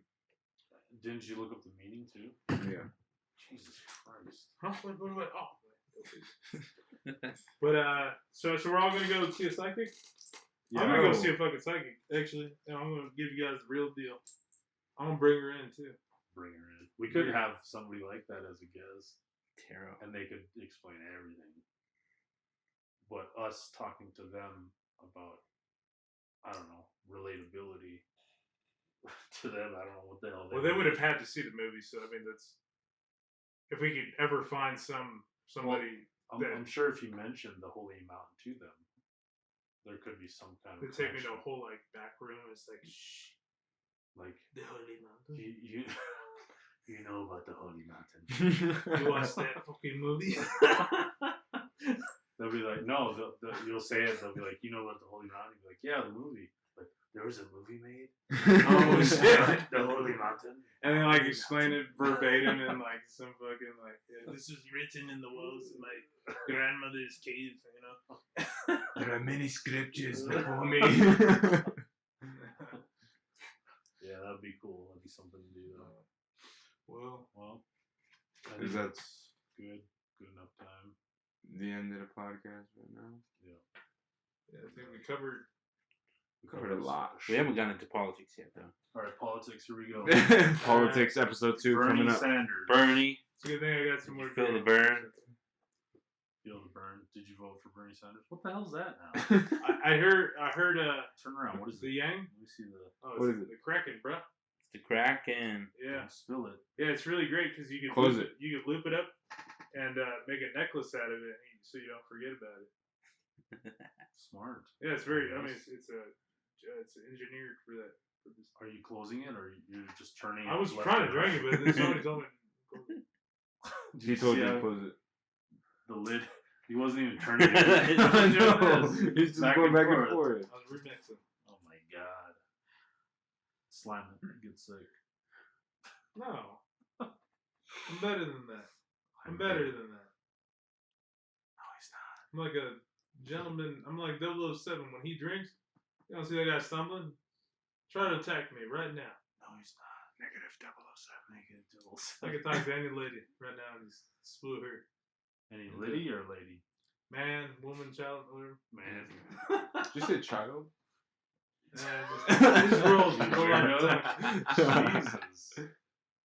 I'm friends with everybody. Alright, I think it's time, mister. Alright, we're good now. On that note, we're gonna do the next podcast I'm going to shortly. invite me again. We're gonna do the next podcast probably sooner than we did a year ago. A fucking year ago. A whole year ago was So that's why I think we should start over. Because Yeah, a whole year There's ago. other podcasts. The fuck reboot. those other podcasts. Yeah. Well, you gotta save them for like reference when we get like really big. You know what I mean? When we get really big. If you're hearing this now. Alright, well, we'll have the next one probably after spring break. Or next week. Next week. Next week.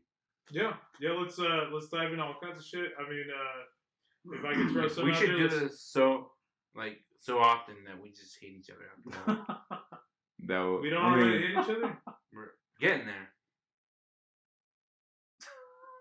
As he drinks. Well, you got our connection right here. Yeah. But you guys were like masochists and just kept on inviting me. Well, we bring you back because you talk nonstop, but you talk about interesting things. Yeah. Thank you. Like, who the hell did we have on? Eric. And then, did we have anybody else? You guys did podcasts without me. I can't remember who was involved. No, we watched the movie without you. And oh no, we did do a podcast after we watched Serbian film Yeah. with Abby, Rain, and Eric. How was that? I want to listen to that. That I think that's still on there. Is I that think it might still be. what is it on the Vimeo?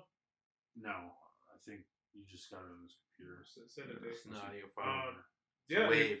Wave, yeah. Yeah, I think together, I think in this like quadrant that we're working on, this like vibing, this synchronicity, this battle of the minds. I think we have something that can be we could dissect anything. Yeah. I So, think we all have a contribution. Analytically. so Yeah, maybe even Lonnie. I think from now on the episodes are probably going to be like from an hour to 2 hours long. Yeah, that's fine. Yeah, we could cap it off. So Like, let's make that the final mark that all episodes are going to be like that from now on. I think I can only talk to you guys for an hour and a half. Hour and a half. Yeah, where are we at right now? Push. Hour and 50 minutes. This is my limit. I'm already tired of you guys, for sure. We got 10 more minutes. Pick a topic.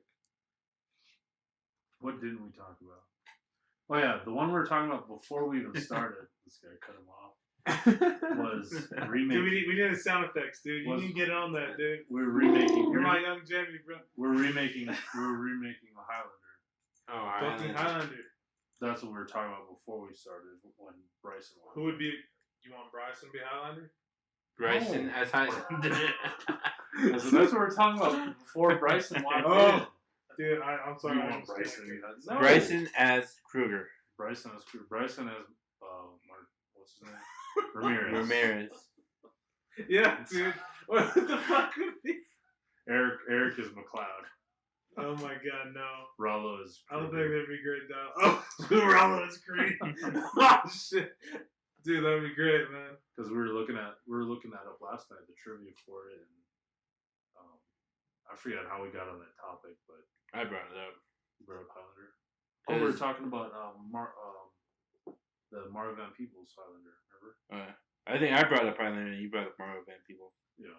Because I was like, I always loved Highlander as a franchise. The story is really cool, but the films have always kind of been a stumble and a stumble and a stumble and a Yeah. stumble. And worst stumbles. Because I followed the series a bit. The series wasn't great, Canadian show. And then, but I love the mythos of it. The mythos are great. Yeah. And then there was the anime. The anime was pretty badass. It introduced like kind of slight superpowers. Not like amazing, but they were a little quicker. That's about it. I'd love to see a remake, but just go like digs from those mythos you talk about. Yeah. Like if it did that, it would kill it. But So we gotta go into like the original like script inspiration well, no, to even do like further proper back. justice. Even Well, Well, further yeah, back. and then further back. Like In the order series not had to, like not to make it a fucking 80s film. the first Because, immortal those are- was like Menelaus or something like that, Matthias or something like that, and he was Egyptian. I mean, just like pulling character like that would be cool. Yeah. Someone from feudal Japan today and shit like that. That Would would be be cool. cool. To be honest, I might be throwing a fucking wild. I might just have wild hair about this, but you guys ever heard of Casca? It's an old. We had a bunch of audiobooks on it. Yeah, I think they're a series of novels. It's based on the Roman, the Roman guard that speared Jesus on the crucifix, and that he was cursed with eternal life. Yeah. So each series of the book, it's like Casca the samurai, Casca the Panzer soldier, Casca the Viking. You know, I mean, he goes through this whole. It's a historical. Yeah, and I fucking love the shit out of it. The author himself was an ex-military. I don't know if he was British on the British side or the English side, but he was pretty high. Same side. He was white. He was a white guy. I don't know. I don't know if he was British or English. Or... I can't remember his name for the life of me, but he was assassinated. So I mean, there's like a weird. There's a backstory within his him being an author and writing these books. He eventually got assassinated, and he was a trained soldier. Just throwing it out there. I mean, we're talking about Highlander. Really cool. He had like that's where I think Highlander could and should go. Yeah, where you can ground it. Yeah, fucking ground it, and just basically people who have to live throughout these centuries, these times. Dude, one thing that one book, if I can't remember the title of it. I think it was like Casca the Mercenary or something like that, or the Merchant Seaman or something. But it was he was in love with this chick, and the father was a warlord. He ended up getting locked up, and then for like 50 years or like 60 years, he can't die. So I mean, you know, you can imagine that. In the book, you know, it's well written. You know, it kind of contextualizes the effects of that, and then it's like he goes out and sees the love of his life that he was like fighting for and living. He finally escapes, and it's like she's just an old woman now. Yeah, that was one of the and best like, kind of like. Imagine making that into cinema. That was one of the better moments of the first Highlander. Was he his wife ages and he doesn't. Yeah, you know, he can't grow old with her. Oh, and it's that curse of immortality. How did he get that curse? So what it was, I can't remember how they explained it in the original movie. It's like a lightning. But what it is some people are just born as immortal, and the only way to discover if you're immortal is if you die first, and then from there you can't die. It almost feels like bingo, you know. You just like all right, this guy he died, and then you know, boom. I mean, if you want, you can go further. Like I almost see it kind of like in Marvel Comics, you have the New Humans. It's just kind of like another variation of mutants, but within that, they were kind of early men experienced by this alien race called the Northern Kree. Yeah, I'm just kidding. They're just called Kree.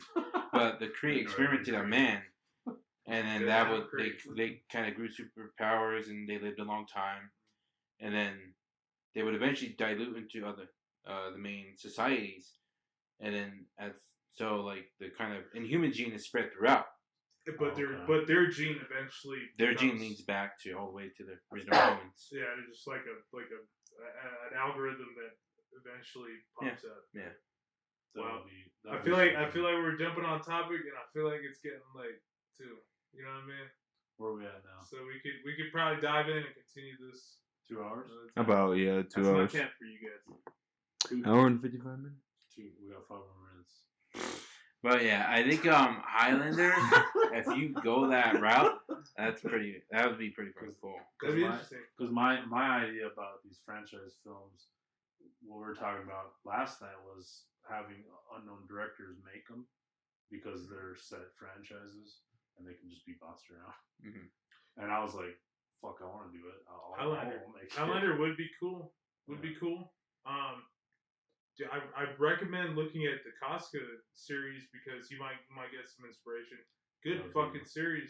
That'd be I would love to see that eventually become a miniseries. Casca. Fucking Casca. Look at it. Look at it. Casca. Barry Sander. Barry fucking Sander.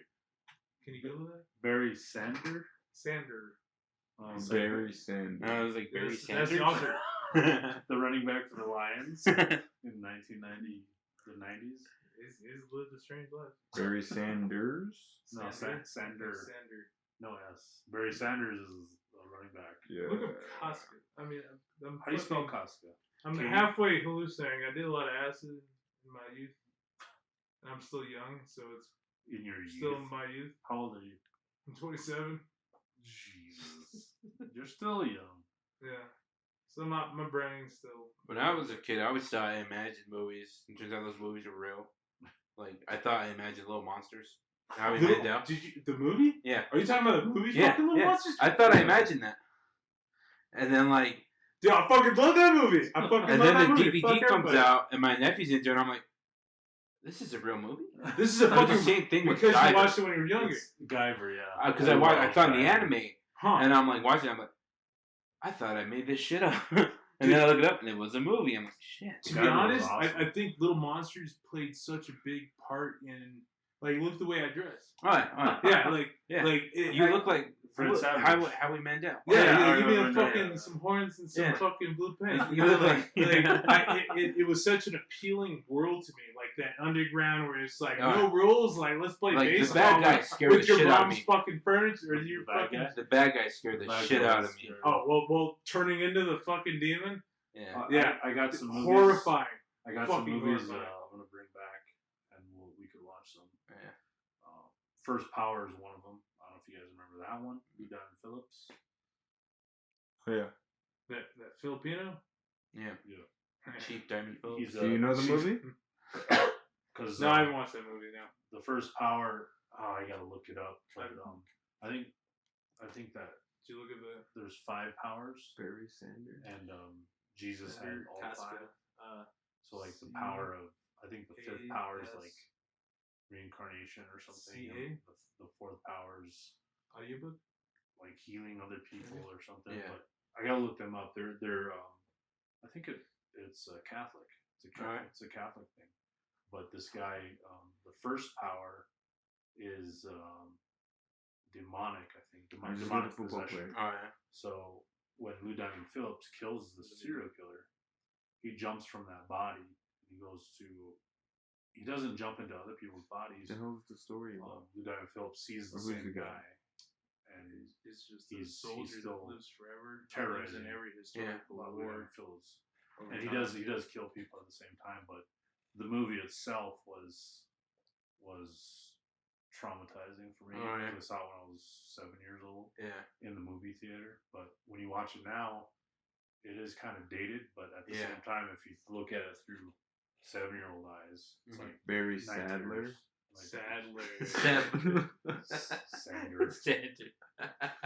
But yeah, I got some movies I'll bring Yeah. back. Yeah, Cool. dude. Barry Sadler. goddamn Sadler, not Hey. Sanders. You know what? I know my name. Okay, Other people's names are kind of almost irrelevant. How do you spell Casca? It's CAAS. C-A-S-C-A. CA. Casca. Yeah. So Yeah, it's all Roman. C's. Yeah. So Casca. Casca, the Eternal Mercenary. I think that was the first All one. right, don't move the table. Casca book 1. Yeah, my dad bought like the whole fucking series. Every big trip we ever took was like that. Yeah, I fucking it's unknown. I mean, a lot of people don't know. So if you look at Barry Sadler, look up his death. that's probably one of the motivations for Wolverine. Alright, Wolverine. Most comic books are kind of pulp, Yeah. so they draw a lot of inspiration for a lot of other things, and definitely Wolverine. Wolverine is the immortal. Yeah. And he can't die. And like Casca the mercenary, Casca the samurai.